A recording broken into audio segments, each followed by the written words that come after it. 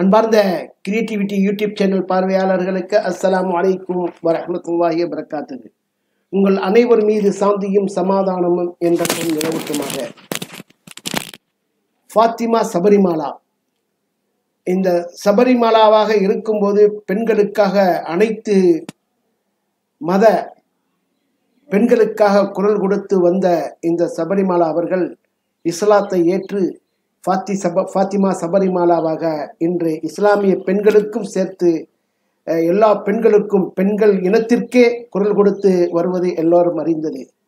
ஒவ்வொரு ஊர்களிலும் போய் உரையாற்றி வருகின்றார்கள். அதே போன்று கடந்த ஜூலை 9ஆம் தேதி 2025 அதிராம்பட்டினம் நெசவு தெரு சங்கத்தாரால் ஏற்பாடு செய்யப்பட்டிருந்த கூட்டத்தில் ஃபாத்திமா சபரிமாலா அவர்கள் உரையாற்றினார்கள். மிக அற்புதமாக உரையாக இருந்தது.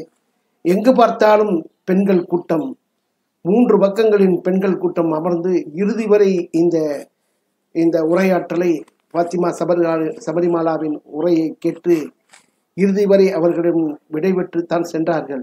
அந்த காட்சியை நீங்கள் இறுதி வரை பார்க்கலாம். உங்கள் நண்பர்களுக்கும் நண்பிகளுக்கும் உற்றார் உறவினர்களுக்கும் எல்லோருக்கும் இதை ஷேர் செய்யுங்கள். என்னுடைய சேனலை சப்ஸ்கிரைப் செய்யுங்கள், லைக் பண்ணுங்க, கமெண்ட் பண்ணுங்கள். அஸ்ஸலாமு அலைக்கும்.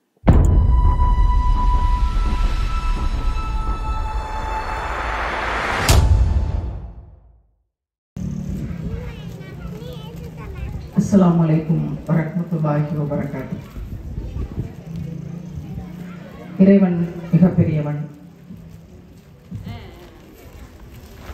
ஒரு வரலாற்று சிறப்புமிக்க ஒரு கூட்டத்தை இறைவன் இன்றைக்கு இந்த 4 பாதைகளும் ஒன்று கூடிய இடத்துல அமைச்சிருக்கிறான். பாதைகள் 4ஆக இருந்தாலும் முஸ்லீம்னு நம்ம ஒன்றுபட்டு நின்னோம்னா வெற்றிங்கிறதுக்கு இது ஒரு பெரிய அத்தாட்சியாக நான் பார்க்கிறேன். சிஏஏ போராட்ட களங்கள்ல அப்படித்தான் ஒன்று கூடினோம். இறைவன் எல்லோருக்கும் நேர்வழியை தரட்டும்னு துவா செய்வோம். இந்த கூட்டம் இன்றைக்கு இங்கு அமைக்கப்பட்டதனோட சுவாரஸ்யம் ரொம்ப அழகானது. இதை கொஞ்சம் இறக்கிடலாமே அல்லது பின்னாடி தள்ளி போட்டுடலாமே?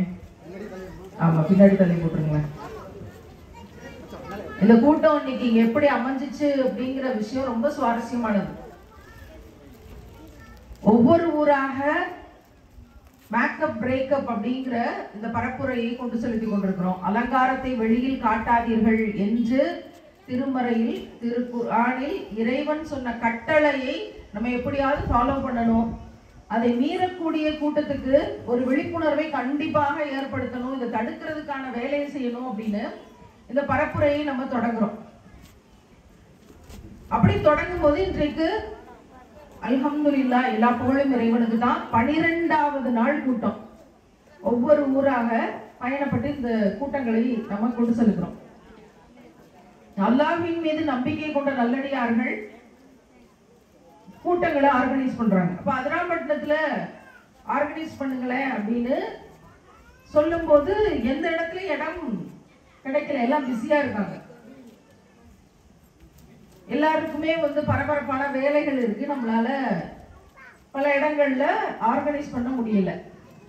அப்ப என்ன செய்யறது அப்படிங்கும்போது இங்க இருக்கக்கூடிய நெசவுக்கார தெரு அந்த சங்கம்னு ஒண்ணு இருக்கு, அங்க கேட்போம் அப்படின்னு அதிராம்பட்டத்துல இருக்கக்கூடிய 4 முக்கியமான பெரிய மண்டபங்களை கேட்கிறோம், இங்கேயும் கேட்கிறோம்.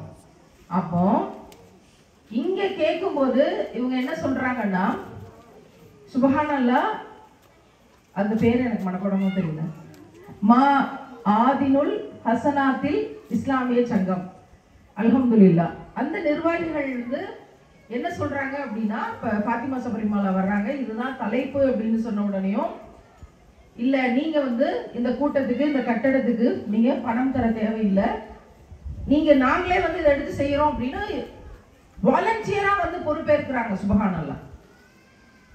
அல்லாஹ் குர்ஆன்ல சொல்றான், அரியாபுரத்திலிருந்து உதவி வரும், வித்தவுட் எக்ஸ்பெக்டேஷன். அவங்க யாருன்னு தெரியாது, அவங்க எவருன்னு நமக்கு தெரியாது. இப்பயும் எனக்கு அந்த நிர்வாகிகள், அந்த சகோதரர்கள் யாரையுமே தெரியாது. ஆனால் அரியாபுரத்திலிருந்து உதவி வரும்னு சொன்னதுக்கான ஆகப்பெரிய அத்தாட்சி இந்த மேடை. அப்போ உள்ள வந்து கட்டடத்துக்குள்ள மீட்டிங் நடத்தாம நம்ம தெருக்கூட்டமாக நடத்துவோம், வெளியில பப்ளிக்கா நடத்துவோம் அப்படின்னு பார்க்கும்போது எனக்கு என்ன செய்யறதுன்னு தெரியல.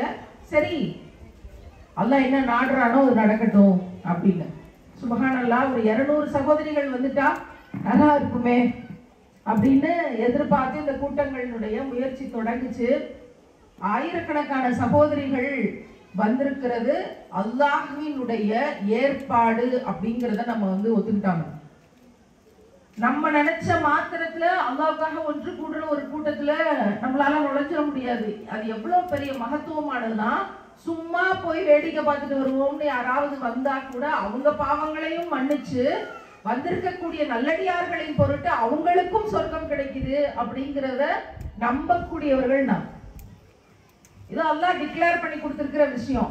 அப்ப அல்லாஹ்வுக்காக ஒன்று கூடி இருக்கிற, திருமறை குர்ஆனுக்காக ஒன்று கூடி இருக்கிற ஒரு கூட்டம், அதுல நம்ம எல்லாம் இன்னைக்கு சேர்ந்திருக்கிறோம் அப்படிங்கிறது மாஷா அல்லாஹ், அல்லாஹ்வினுடைய. அதுவும் அதிராம்பட்டினத்துல கடந்த சில நாட்களாக முத்துப்பேட்டையில இருந்து பல விமர்சனங்கள். முத்துப்பேட்டையிலையும் ஆஷுரா 10 அன்றைக்கு நோன்பு திறக்கும் போது ஒரு 1200 பேருக்கு பக்கமாக பெண்களுடைய கூட்டம். அல்லாஹ் அங்கேயும் ஒரு பெரிய அதிசயத்தை ஏற்படுத்தினான். எவ்வளவு விமர்சனங்கள் வந்தாலும் நான் இருக்கிறேன் அப்படின்னு அல்லாஹ் சொல்லக்கூடிய பல விஷயங்களை கண்ணால் பார்த்து கொண்டு இருக்கிறோம். இந்த உலகத்திலேயே பார்க்கிறோம். சிறப்பாயும் வறுமையில் அல்லாஹ் எல்லாத்தையும் காட்டுவான். அப்படி இந்த கூட்டத்திற்காக அல்லாஹ்வால் தேர்ந்தெடுக்கப்பட்ட அத்தனை சகோதரிகளுக்கும் இறைவன் பாவ மன்னிப்பை தந்து மேலான சொர்க்கத்தை தரட்டும்னு துவா செஞ்சு என்னோட உரையை தொடங்குறேன். ஆமீன். ஆமா, இந்த குட்டீஸ், சின்ன குட்டீஸ், சின்ன குழந்தைங்க இருந்தீங்கன்னா அல்லாஹ்வுக்காக பெரியவங்க நிற்கும் போது அவங்களுக்கு கொஞ்சம் வயசானவங்க இருந்தாங்கன்னா உங்களுக்கு இடம் கொடுக்குமாறு கேட்டுக்கொள்கிறோம். நாற்காலிகள் வந்து கொண்டிருக்கின்றன அப்படின்னு சகோதரர்கள் தகவல் சொன்னாங்க. ஒரு தார்பாய் அந்த மாதிரி அரேஞ்ச்மெண்ட்ஸ் ஏதாவது உங்களால செய்ய முடிஞ்சால் குழந்தைங்க எல்லாம் கம்ஃபர்ட்டா கீழே உட்காந்துக்க முடியும் அப்படிங்கிறதையும் ஒரு கோரிக்கையா முன் வச்சுக்கிறோம். அலங்காரத்தை வெளியில் காட்டாதீர்கள் அப்படிங்கிற கட்டளை இறைவன் நமக்கு சொல்றான். இறைவன் நமக்கு ஒரு விஷயத்த சொல்லி தர்றான் அப்படின்னா இப்படிதான் நடக்கணும் அப்படின்னு ஒரு விஷயத்த அல்லாஹ் கற்பிக்கிறான் அப்படின்னா, அல்லாஹ்வே ஆசிரியர் நமக்கு, அல்லாஹ் திருக்குறான்ல கற்பிக்கிறான் அப்படின்னா அது சாதாரண விஷயம் கிடையாது. அதுக்கு பின்னாடி நிறைய நிறைய நிறைய விஷயங்கள் இருக்கு, நிறைய உளவியல் காரணங்கள் இருக்கு. இப்படி இருந்தா சொர்க்கத்துக்கு போறதுக்கான வழி என்ன அப்படிங்கிற விஷயங்களை அல்லாஹ் கற்பிச்சு கொடுக்கிறான். ஆனால் சர்வ சாதாரணமாக இது இன்றைக்கு மீறப்படுகிறது.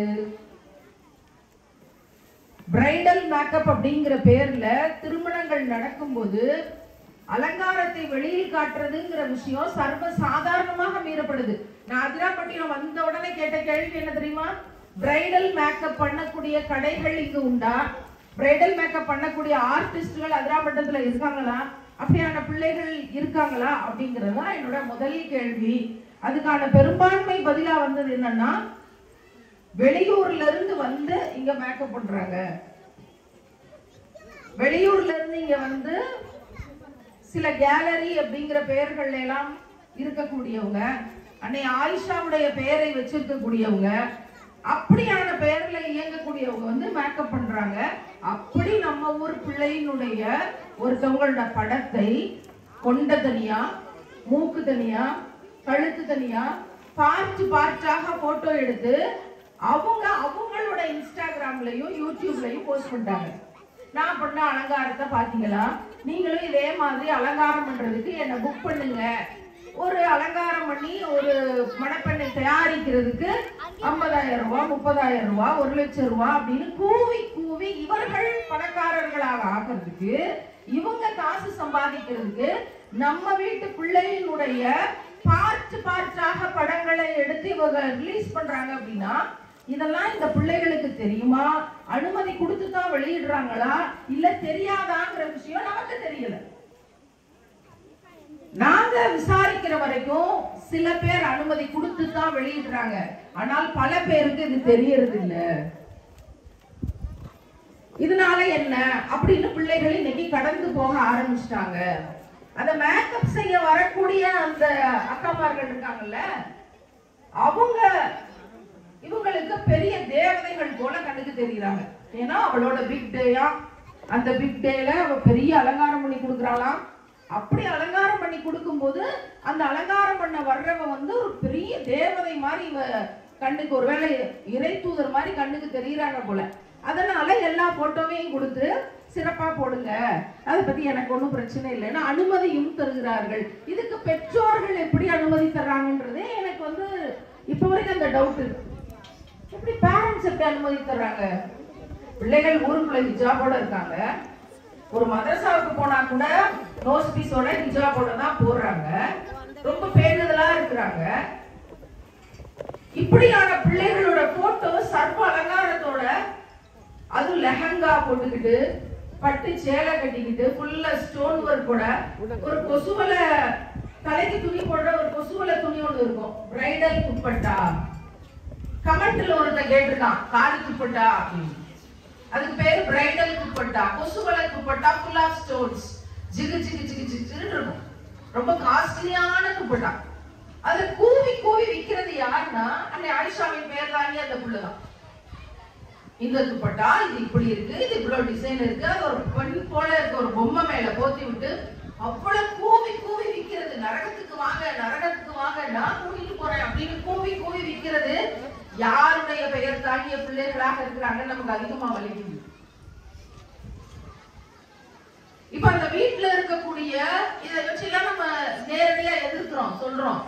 அப்ப இந்த வீட்டுல இருக்கக்கூடிய கணவன்மாராக இருக்கக்கூடியவங்க, அப்பாவா இருக்கக்கூடியவங்க, தாத்தாவா இருக்கக்கூடியவங்க, மாமாவா இருக்கக்கூடியவங்க, அல்லது இன்னும் பிற சொந்தங்களாக சித்தப்பா, அண்ணன், தம்பி இருப்பாங்கல்ல, இந்த ஆண்கள் எல்லாம் அந்த பெண் பிள்ளைக்கு எடுத்து சொல்லி அப்படி செய்யக்கூடாது, இதுவரைக்கும் தெரியாம நடந்து போச்சு, இப்ப இதெல்லாம் வந்து செய்யக்கூடாதுன்ற ஒரு பிரச்சாரம் தொடங்குது, நம்ம எல்லாம் கூட நோட்டீஸ் ஆகணும், அதனால இனிமே இந்த வேலையை செய்ய வேண்டாம், அந்த பிரைடல் மேக்கப்ங்கிற பேர்ல மற்ற பிள்ளைகளோட அலங்காரத்தை வெளியிட்ட போட்டோஸையும் வீடியோஸையும் டெலிட் பண்ணிருங்க அப்படின்னு சொன்னா, அப்பாடா சமுதாயம் நல்லாதான் பாருங்க, ஒன்றும் பிரச்சனை இல்லை, முன்ன பின்ன இருந்தாலும் எல்லாம் சரியாயிடும், எல்லாம் இப்ளீஸோட வேலைதான் அப்படின்னு கொஞ்சம் ஆறுதல் அடையலாம்.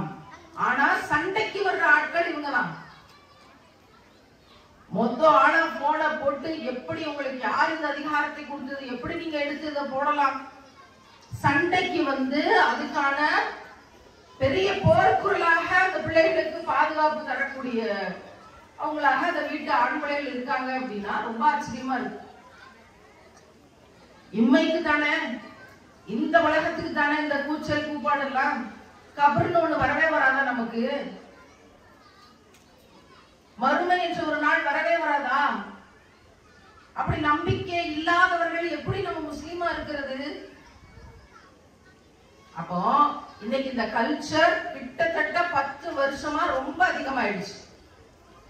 யூடியூப்ல, இன்ஸ்டாகிராம்ல, அப்புறம் ஸ்டேட்டஸ் வைக்கிறது, நம்ம பிள்ளைகள் ஸ்டேட்டஸ் வைக்கிறது, பிள்ளைய கல்யாணம் பண்ணி கொடுத்து இங்க ஊருக்குள்ள வரைக்கும் அவ்வளவு பேணுதலான பிள்ளையா எல்லாரும் தெரிஞ்சு வச்சிருப்பாங்க. வீட்டுக்காரர் கூட வெளியே கல்யாணம் முடிச்சு அடுத்து ஒரு 4 நாள் வெளியே எங்கேயாவது போயிட்டு வருவோம் அப்படின்னு கிளம்பி போனால் வருதா இல்ல, ஹிஜாப் இல்ல, ஃபுல்லா வந்து ஒரு அது மேக்ஸின்னு ஒரு ட்ரெஸ் தான், அதுகளை போட்டுட்டு அந்த பக்கம் அருவிய பார்த்து 2 கையை நீட்டிக்கிட்டு பின்னாடி இருந்து யாரோ போட்டோ எடுத்து அதை post, my favourite days, my happiest days, my evergreen days. என்னம்மா அவனோட ஃப்ரெண்டு போன் பண்ணி கேக்குறா கண்ணுக்கு முன்னாடியே, என்னம்மா இப்படி நீ போட்டோ எடுத்து போட்டிருக்கிற அப்படின்னா, நான் ஃபுல்லா தானே கவர் பண்ணிருக்கேன். அந்த பிள்ளையோட பதில், நான் ஃபுல்லா தானே கவர் பண்ணியிருக்கிறேன், ஏமா பர்தா இல்ல ஹிஜாப் இல்லன்னு கேட்டா அந்த பெண் பிள்ளையோட பதில், புதுசா கல்யாணமான ஜோர்ல அந்த பிள்ளையோட பதில் என்ன, நான் ஃபுல்லா தானே கவர் பண்ணியிருக்கேன், இதுல என்ன இருக்கு? அப்ப அது மாதிரியே நீ ஊருக்குள்ளேயும் வாழ வேண்டியதுதானே, அதுல என்ன இருக்கு? நீ ஏன் ஊருக்குள்ள ஒரு வேஷம் போடுற, காருக்குள்ள ஒரு வேஷம் போடுற, ஊரையும் காரையும் விட்டு வெளியே இன்னொரு ஊருக்கு போனா அங்க போய் ஏன் இன்னொரு வேஷம் போடுற? அப்ப எல்லா இடத்தையும் ஒரே மாதிரி இருக்க வேண்டியதானே? அப்ப யாரை ஏமாற்றிக் கொள்வதற்காக நமக்கு இந்த வேலைகள்? உடனே ஏமாத்திக்கிறேன்னு தெரியாம இந்த பிள்ளைகளுக்கு இந்த மேக்கப்ங்கிறதுல, இந்த பிரைடல் மேக்கப்ங்கிறதுல இருக்க ஆசை என்னன்னு நாங்க ஒரு ரிசர்ச் பண்ணோம், ஒரு ஆராய்ச்சி. அப்படி ஆராய்ச்சி பண்ணும்போதுதான் தெரியுது, இது எங்க இருந்து திணிக்கப்பட்டிருக்கு அப்படின்ட்டு. மேக்கப் பண்றதுக்கு நாங்க எதிரி கிடையாது. நீங்க ஒரு லைட்டா பவுடர் டச்சப் பண்ணி, உங்களுக்கு ஒரு சின்ன லிப்ஸ்டிக் போட்டு, ஒரு சின்ன அலங்காரம் செஞ்சு, ஒரு ஜிமிக்கிய மாட்டி, ஒரு சின்ன சின்ன நகைகள் போட்டு, கண்ணுக்கு லட்சணமா தலைக்கு பூ வச்சு, நல்ல அக்கர் போட்டு, நல்லபடியா நீங்க இருக்கிறதுல எங்களுக்கு ஒன்றும் நாங்க விரோதி கிடையாது. நீங்க அழகா நீங்களே எப்படி டச்சப் பண்ணிக்கலாம் அப்படிங்கிறது ஒவ்வொரு பெண்ணுக்கும் தெரியும். தன்னை அலங்காரம் செஞ்சுக்கிறது எப்படிங்கிறது ஒவ்வொரு பெண்ணுக்கும் நல்லா தெரியும். அதுக்கு நாங்க எதிரி கிடையாது. இந்த பிரைடல் மேக்கப்ங்கிற பேர்ல இவங்க என்ன பண்றாங்க அப்படின்னா, ஆளே அடையாளம் தெரியாம மாத்துறாங்க. ஒரு 25-30 ஐட்டத்தை ஒரு பேக்ல கொண்டு வந்துக்கிட்டு, ஏன்னா அப்பதானே நம்ம சம்பாதிக்க முடியும். நிறையா 30,000 சொல்ல முடியும், 50,000 சொல்ல முடியும், 40,000 சொல்ல முடியும். கொண்டு வந்து இந்த கிராமத்து மண் தரைகளை எல்லாம் சாணி போட்டு மொழுகுவாங்க.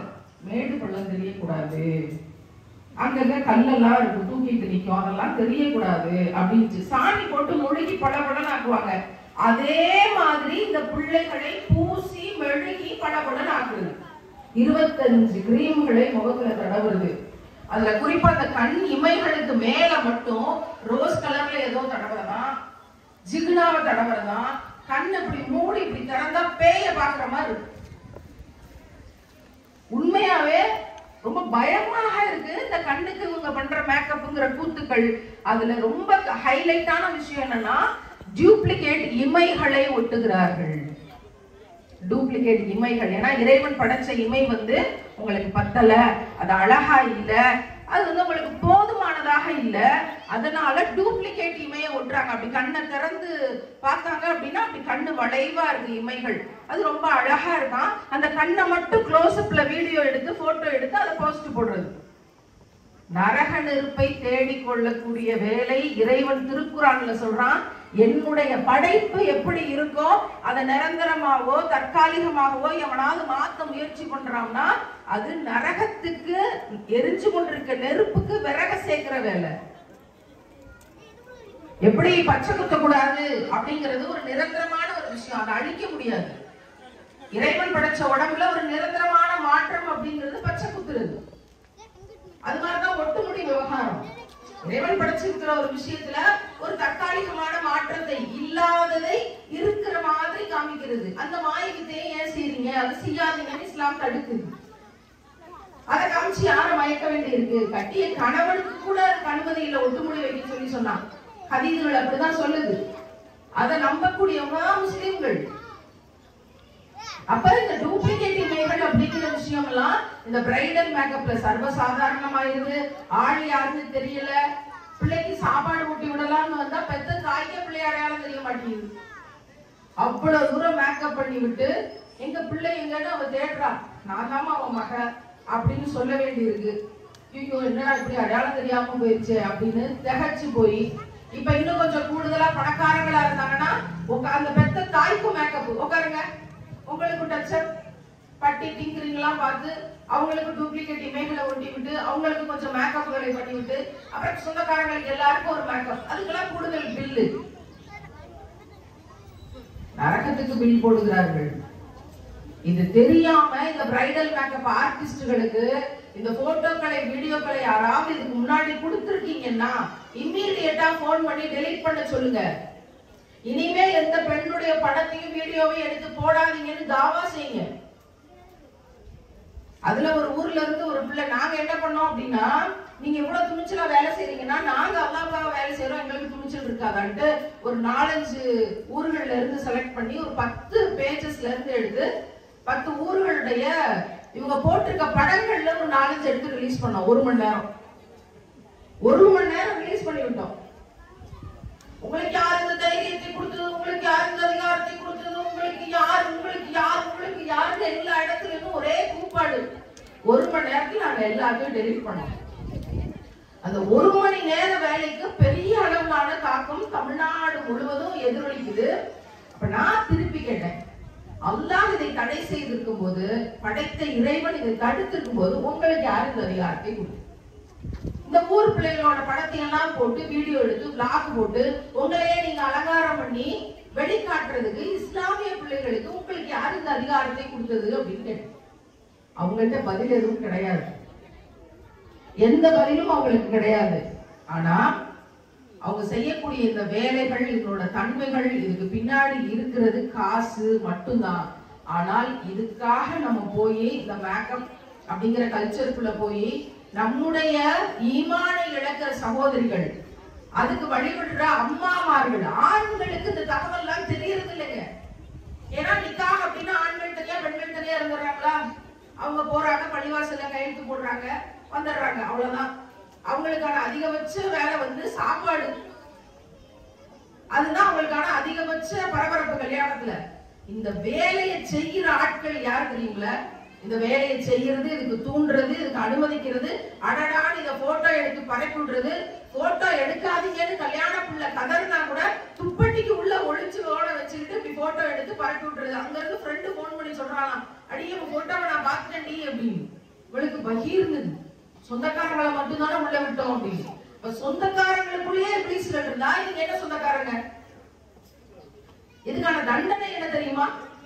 ஒரு பெண்ணோட அனுமதி இல்லாம அவளோட வீட்டுக்குள்ளே போய் அவளோட திருமண அலங்கார படத்தை எடுத்து அவளுக்கே தெரியாம வெளியிட்டு, இதுல குளிர்காயக்கூடியவங்களுக்கு பேர் என்ன? நல்லடியார்களா இப்ளீஸ்களா? இதுல குளிர்காயக்கூடிய பெண்களுக்கு பேர் என்ன? இது ஏன் இந்த வேலையை செய்றீங்க? இந்த டச் போன், ஆண்ட்ராய்டு போன் அப்படிங்கிறது வர்றதுக்கு முன்னாடி இதுக்கு இந்த அளவுக்கு இல்லை. ஆனா இந்த ஆண்ட்ராய்டு மொபைல் எப்ப வந்துச்சோ, அதுவும் இப்ப வந்து ஏஐ அப்படிங்கிற ஒரு டெக்னாலஜி வந்துருச்சு. உங்களுக்கு எல்லாம் தெரியுமான்னு தெரியல. வீட்டுக்காரர் வெளிநாட்டுல வேலை செய்யற மாதிரி இருந்தா நீங்க இனிமே வீடியோ கால் எல்லாம் பேச முடியாது. கணவர் மாதிரியே ஒரு உருவம், கணவர் மாதிரியே ஒரு குரல், கணவர் மாதிரியே பேசக்கூடியதெல்லாம் போன் வந்து ட்ரேஸ் பண்ணிக்குது. உங்க கணவர் என்ன நிக்நேம் வச்சு உங்களை கொஞ்சுவாருங்கிறது எப்படிங்க ஏஐக்கு தெரியும்? சொல்லுங்க, எப்படி அந்த ஆப்புக்கு தெரியும்? நீங்க வேணா டெஸ்ட் பண்ணி பாருங்க. அவ்வளவு மோசமான விஷயங்கள்லாம் இது தொடங்கிருச்சு. தஜ்ஜால் அப்படின்ற சில எச்சரிக்கை எல்லாம் நீங்க என்ன படிச்சிருப்பீங்களோ அதெல்லாம் இந்த டெக்னாலஜி வழியா வந்துருச்சு. இனி நம்பி எல்லாம் யார்கிட்டயும் வீட்டுக்காரர்கிட்ட கூட வீடியோ கால்ல பேச முடியாது. அந்த அளவுக்கு ரொம்ப மோசமான டெக்னாலஜிஸ். நல்லதுக்கு பயன்படுத்தலாம், கெட்டதுக்கும் பயன்படுத்தலாம். ஆனா ரொம்ப மோசமா கெட்டதுக்கு பயன்படுத்துற விஷயங்கள் பெருகிட்ட காலகட்டத்துல இப்படி எல்லாம் நடக்குதே, என்ன செய்யலாம்? எனக்கு அதிராமட்டத்துல ஒரு பெரிய ஆறுதல் என்னன்னா, இங்க ரொம்ப ஜிகு ஜிகுன்னு பர்தாக்கள் கொஞ்சம் பரவாயில்ல இல்ல, கொஞ்சம் மூச்சு விட்டு அப்பாடான்னு இருக்கு. என்னமா நல்லா சொல்லணுமா? கொஞ்சம் பரவாயில்ல. எனக்கு கொஞ்சம் பார்க்கும்போது இந்த லைட் வெளிச்சத்துல மூணு பக்கமும் இந்த டால் அடிக்குதும்பாங்க. பகல்ல வெயில்ல போனா டால் அடிக்கும், நைட்டு வந்து இந்த லைட் வெளிச்சத்துல டால் அடிக்கும். அந்த மாதிரி ஜிகு ஜிகுன்னு இல்லாம கொஞ்சம் கொஞ்சம் இருக்கு. இப்பயே அதை தடுத்து நிறுத்துறதுக்கு நீங்க எல்லா பெண்களும் உறுதிமொழி எடுத்து வேலை செய்யணும். கடைக்கு போங்க, டிசைனர் பர்தா இருந்துச்சு அப்படின்னா அங்கேயே கத்திரிக்கோள் வச்சிருப்பான், வாங்கி 2 வெட்டு வெட்டிட்டு வந்துருங்க. சில புரட்சிகளை செய்ய வேண்டி இருக்கு. அது வந்து இப்ப என்ன கல்ச்சர் வருது? இந்த அதிராம்பட்டினத்திலயும் நான் பார்க்கக்கூடிய விஷயம், அந்த கைக்கு மட்டும் பட்டி வைக்கிறாங்க. இந்த கைக்கு மட்டும் அவங்க கையை பாருங்க, பட்டி இருக்கா, சின்ன சின்ன எத்தனை பேருக்கு இருக்குன்னு பாருங்களேன். பாருங்க, கைக்கு மட்டும் பட்டி, ஜிகு ஜிகுன்னு ஒரு சின்ன லைன், ஒரு பார்டர் கைக்கு ஜிகு ஜிகுன்னு.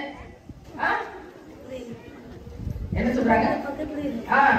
பார்த்தோம்னா இந்த கைக்கு மட்டும் ஜிகு ஜிகு. இப்ப கையை மட்டும் நேரத்துல போட்டா பரவாயில்ல, கைக்கு மட்டும் பட்டிக்கு பார்டர் ஜிகு ஜிகு. ஏன்னா அது கொஞ்சம் அழகா இருக்குல்ல. கைக்கு பார்டர் எதுக்கு வைக்கிறது? அழகா இருக்கிறது தான். பர்தா போடுறதும் துப்பட்டி போடுறதும் எதுக்காக அப்படின்னா, நான் அழகா தெரியக்கூடாது, யாரு கண்ணுக்கும் நான் அழகா தெரியக்கூடாது அப்படிங்கிறதுக்காக தான். யார் கண்ணுக்கும் நான் அழகா தெரியக்கூடாதுங்கிறதுக்காக போடுற பர்தால அழகுக்கு ஜிகுனாவும் ஜமிக்கும் கண்ணாடி வளையலும் ஜிகு ஜிகுன்னு ஐட்டம்ஸ் இருக்குன்னா இது என்ன எதுக்கு? இதனால யாருக்கு லாபம்? அதை தயாரிக்கிற தயாரிப்பாளர்களுக்கு லாபம். இஸ்லாத்தை அழிக்கணும்னு நினைக்கிற ஒரு கூட்டம் இருக்கு தெரியுமா? அவங்களுக்கு அலங்காரத்தின் பின்னாடி இஸ்லாமிய பெண்களை போக வச்சிட்டோம்னா அவங்கள ஈமான உடைச்சிடலாம். ஈமான் உடைக்கப்பட்ட பெண்கள் பெண்களை கொண்ட சமூகம் இரையச்சம் இல்லாத பெண்களை கொண்ட சமூகத்தை ஈஸியா நம்ம திருடிடலாம். நம்மளோட அஜெண்டா என்ன? இஸ்லாம் இருக்கக்கூடாதுங்கிறது தான். அப்ப நம்ம என்ன செய்யணும்? இந்த அலங்காரத்தை பெண்கள் உள்ளத்துல கொண்டு போய் திணிக்கலாம். எப்படி திணிக்கலாம்? சோசியல் மீடியா வழியா திணிக்கலாம். அதுக்கு யார் வேலை செய்வா? அங்க இருந்தே பெண்களை எடுப்போம். எவ்வளவு பெரிய சூழ்ச்சின்னு பாருங்க. இதெல்லாம் சாதாரணமா நீங்க கேட்டு போனீங்கன்னா ரொம்ப சாதாரணமான விஷயம் தான். ஆனா இதுக்கு பின்னாடி இருக்கக்கூடிய சூழ்ச்சி மிகப்பெரியது. அப்ப இஸ்லாமிய பெண்களுடைய உள்ளத்துல இருக்கக்கூடிய ஈமானை உடைக்கிற விஷயம் பர்தாவில் இருக்கக்கூடிய ஒவ்வொரு கல்லும், உங்களோட மக்களாவில் இருக்கக்கூடிய ஒவ்வொரு ஸ்டோனும், அதுல இருக்கக்கூடிய ஒவ்வொரு அலங்கார பொருட்களும். எனவே உங்க பர்தால டிசைன் இருந்து, கல் இருந்து, கண்ணாடி வளையல் இருந்து, ஜிமிக்கி இருந்துச்சுன்னா அதை எல்லாத்தையும் எடுத்து கிச்சன்ல கறி துணிக்கு போடுங்க. யாருக்கு கொடுத்துறாதீங்க. அதை யாருக்கு கொடுத்து இன்னொரு பாவத்தை சம்பாதிக்க கூடாது. கிச்சன்ல கறி துணிக்கு போடுங்கள். இப்ப நான் சொன்ன உடனே நீங்க எல்லாரும் அவங்க கையை பார்த்திருக்கலாம். உங்க கைக்கு பர்தாக்கு கைக்கு பார்டர் இருக்கா? உங்க மக்களாவுக்கு ஏதாவது பார்டர்ல ஒட்டி இருக்கானா?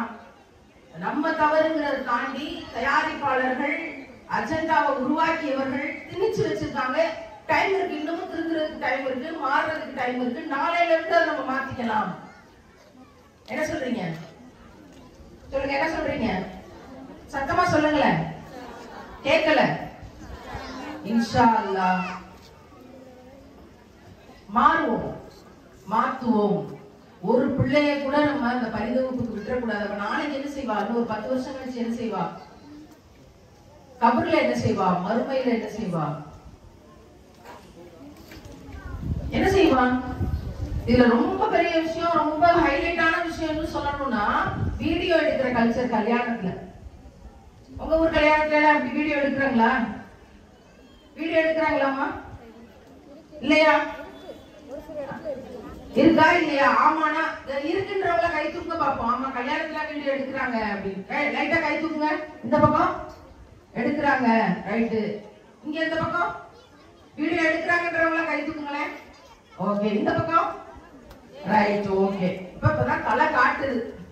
ஒரு 20% வீடியோ எடுக்கிறாங்க அப்படின்னு கை தூக்கி இருக்கீங்க. என்னத்துக்கு வீடியோ எடுக்கிறது? என்னத்துக்கு வீடியோ எடுக்கிறது? சரி, வீடியோ எடுக்கிறாங்க, எதுக்குங்க எடுக்கிறாங்க? யாராவது சொல்லுங்களேன். எல்லாத்தையும் கவரேஜ் பண்ணி, எல்லாத்தையும் எடுத்து, எல்லாத்தையும் வந்து தொகுத்து வைக்கணும். சரி, என்னத்த வீடியோ எடுத்தீங்க? இப்லீஸ்கள் சீர்தட்டுன்னு ஒண்ணு உருவாக்கி வச்சிருப்பான். அந்த சீர்தட்டு 100 வைக்கணும், 150 சீர்தட்டு வைக்கணும், அதை ராப் பண்ணணும், அதை அலங்காரத்தை அப்படியே அடுக்கி வச்சு காட்டணும். அதெல்லாம் வீடியோ எடுக்கணும். அப்புறம் பெண்மணியை அலங்காரப்படுத்தி வச்சிருப்பாங்க, முழுக்க அதெல்லாம் வந்து எடுக்கணும். நேற்றைக்கு ஒரு ஆலிமாவை சந்திச்சேன். ரொம்ப பேணுதலா ட்ரெஸ் பண்ணிட்டு வந்திருந்தாங்க. அந்த பிள்ளை சொன்னது, எல்லாம் உங்க ஊரை சார்ந்த பிள்ளைகள் தான். அந்த பிள்ளை சொன்னது, மாமியார் சரியான சண்டையம்.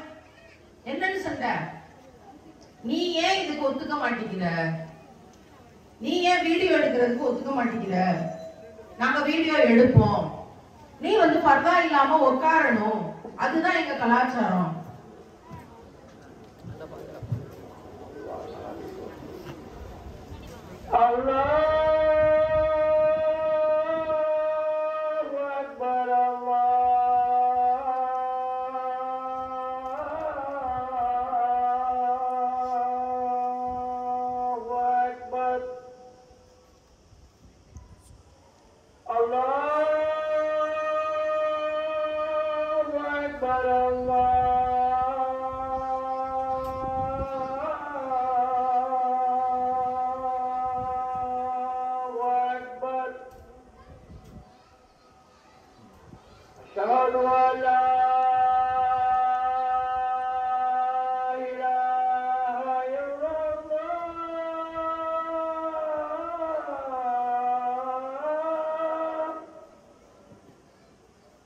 أشهد أن لا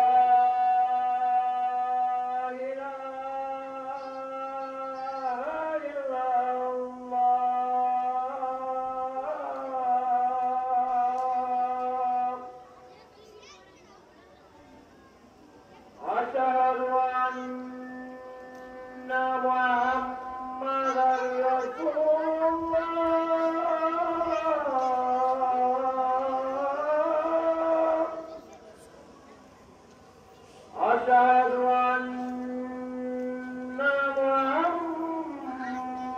محمدا رسول الله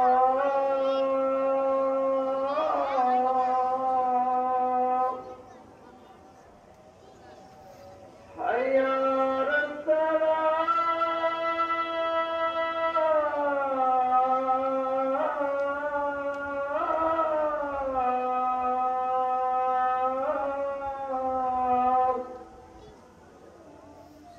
حي على الصلاة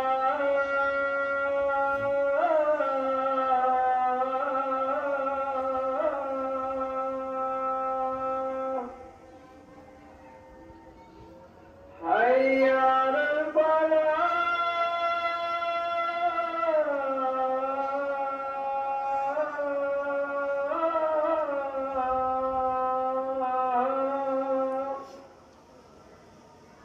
حي على الفلاح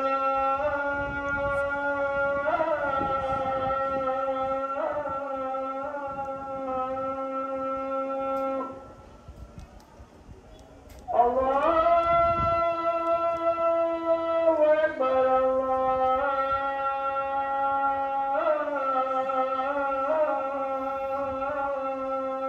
الله أكبر لا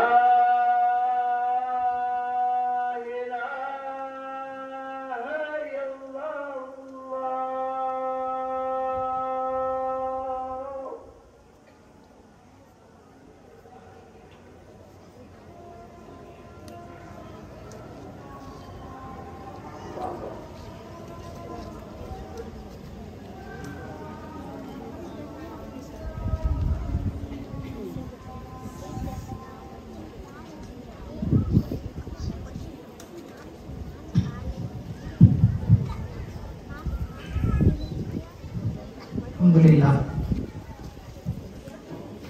பின்னாடி சேர் வந்துருக்காங்க. அல்ஹம்துலில்லாஹ்.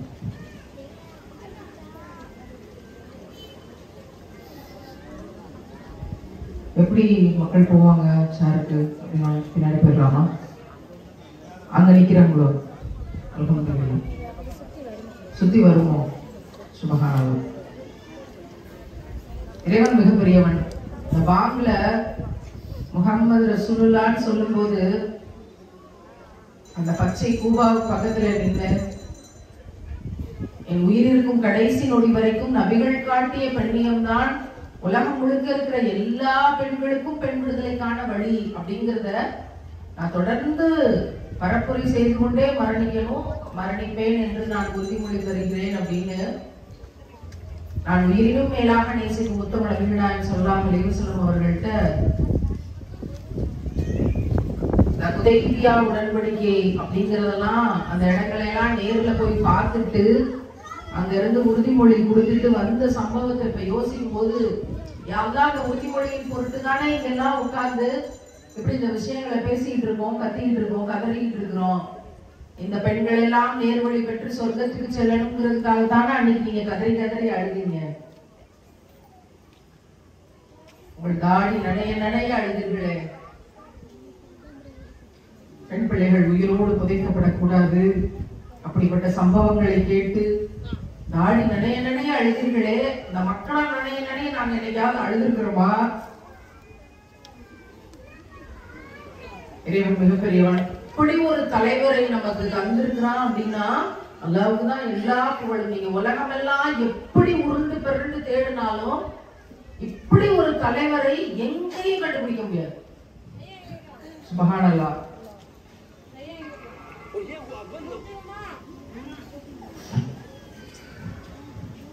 அவங்களோட கண்ணீர்லாம் கண்டிப்பா வீணா போயிடாது. எதன் பொருட்டு இன்னைக்கு இந்த கூட்டத்துல நம்ம எல்லாம் ஒன்று சேர்ந்திருக்கோமோ, நம்ம உள்ளத்துல இருக்கிற பலவீனங்கள் அத்தனையும் வல்ல ரஹ்மான் நீக்குவானாக. இந்த ஊரை, இந்த ஊர்ல இருக்க முக்மீனான பெண்மணிகளே அவனே பாதுகாப்பானாக. என்னெல்லாம் மோசமான விஷயம் தலையெடுக்குதோ அது எல்லாத்தையும் ஆரம்பத்திலேயே கிள்ளி எடுத்து அதனோட அடி வேரை இறைவன் அழிப்பானாக.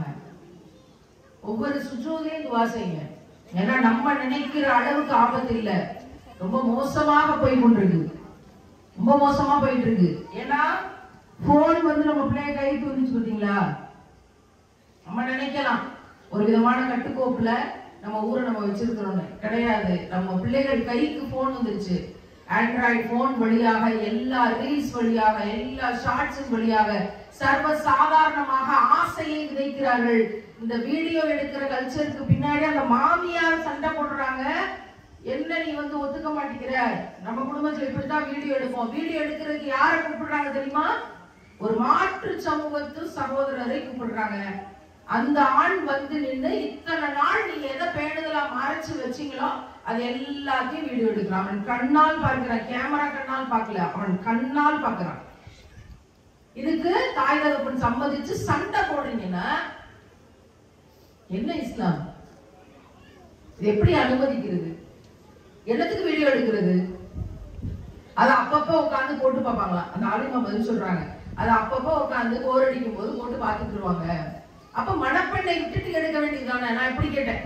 அப்ப அலங்காரத்தோடு இருக்கிற மணப்பெண்ணை விட்டுட்டு எடுக்க வேண்டியதானே? அதற்காக முக்கியமா எடுப்பாங்க. இது நம்ம சொல்லக்கூடிய பதில். நரகத்துல நெருப்பு இருக்குன்னு நம்ம படிச்சோமே, கேள்விப்பட்டோமே, எச்சரிக்கை செய்யப்பட்டிருக்கே. அந்த நெருப்புக்கு அங்க தனியா பெட்ரோல், மண்ணெண்ணெய், வேற ஏதாவது விஷயங்கள்லாம் கிடையாது. எது இணை வைப்பாக பயன்படுச்சோ, அல்லாஹ்வுக்கு இணை வைப்பாக எதெல்லாம் பயன்படுச்சோ அந்த கற்களும், யாரெல்லாம் அல்லாஹ்வுக்கு விரோதமா வேலை செஞ்சாங்களோ அந்த மனிதர்களும் தான் விறகு கட்டைகளாம். யோசிச்சு பாருங்க, நரகத்தினுடைய எரிபொருள் என்னன்னு எச்சரிக்கை செய்யப்பட்டிருக்கு. இதெல்லாம் நம்ம யோசிச்சோம்னா இந்த வீடியோ எடுக்கிற வேலையை செய்வோமா? வேற ஆட்களை கூட்டிட்டு வந்து, உண்மையான ஆண்கள், இஸ்லாமிய ஆண்கள் மானங்கிட்டு இந்த வேலையை செய்ய மாட்டார்கள். அப்ப நம்ம வேற ஆட்களை, கடைக்காரர்களை கூப்பிடுவோம் சொல்லி கூப்பிட்டு வந்து இதை எடுக்கிறோம்னா நம்முடைய மானம் எங்கே? நம்முடைய ஈமான் எங்கே? நம்முடைய இஸ்லாம் எங்கே? நம் தலைவர் நமக்கு செய்த எச்சரிக்கை எங்கே? பர்தாவை போட்டுட்டு பேரை முஸ்லீமா வச்சுக்கிட்டா முஸ்லீமா? இஸ்லாம் சொன்ன விஷயங்களை நம்ம கடைபிடிச்சு நம்ம வாழ்க்கையில வச்சு பேணுதலா பார்த்துக்கணுங்கிறது இஸ்லாமா? இது என்ன அப்படிங்கிறது பதட்டத்தோட தான் இந்த விஷயங்களை நாங்க பேசுறோம். மாடி துப்பட்டி ஏங்க மாறுச்சு? இன்னைக்கு அழகா நிறைய பேர் வந்து துப்பட்டி போட்டு அந்த துப்பட்டியும் இப்படி மூக்கோட போத்திருக்காங்க. இப்பயும் அப்படி உட்கார்ந்து இருக்காங்க பெண்களுக்கு. அது அப்படியே பழகிருச்சு. துப்பட்டி ஏன் மாறுச்சு? துப்பட்டி எனக்கு தெரிஞ்சு நிறைய வயசான பாட்டிமார்கள்லாம் இன்னமும் பல ஊர்கள் ஊரா நம்ம பயணப்படுறோம், துப்பட்டி போட்டு வர்றாங்க. நல்லா தானே இருக்கு அப்படின்னு நான் கேட்டேன். பாட்டிமார்களை பார்த்துட்டு சாமி இந்த வெள்ளை சீலைக்கு மாறிட்டா என்ன, இந்த பர்தாவை போடுறதுனால தானே டிசைனா கல் ஓட்டுறாங்கன்னு சொன்னாங்க. துப்பட்டிலே கல் ஓட்ட ஆரம்பிச்சாங்க. அப்புறம் பாதி ட்ரெஸ் வெளியே தெரியும். துப்பட்டியில உள்ள என்ன பட்டு சேலை போட்டிருக்காங்க, பார்டர் வெள்ளி ஜருகியா தங்க ஜருகியா தெரியணும். அப்புறம் வந்து துப்பட்டியை வந்து கொஞ்சம் இழுத்து விட்டுறது, என்னன்னா கையில போட்டிருக்க 8-9 வளையல் தெரியணும். அப்ப அதுக்கு வசதியா நெக்லஸ் தெரியணும், அதுக்கு வசதியா விட்டுறது மண்டபத்துக்குள்ள போன உடனேயும். அப்ப துப்பட்டியில எவ்வளவு பெரிய பிரச்சனை இருந்துச்சு.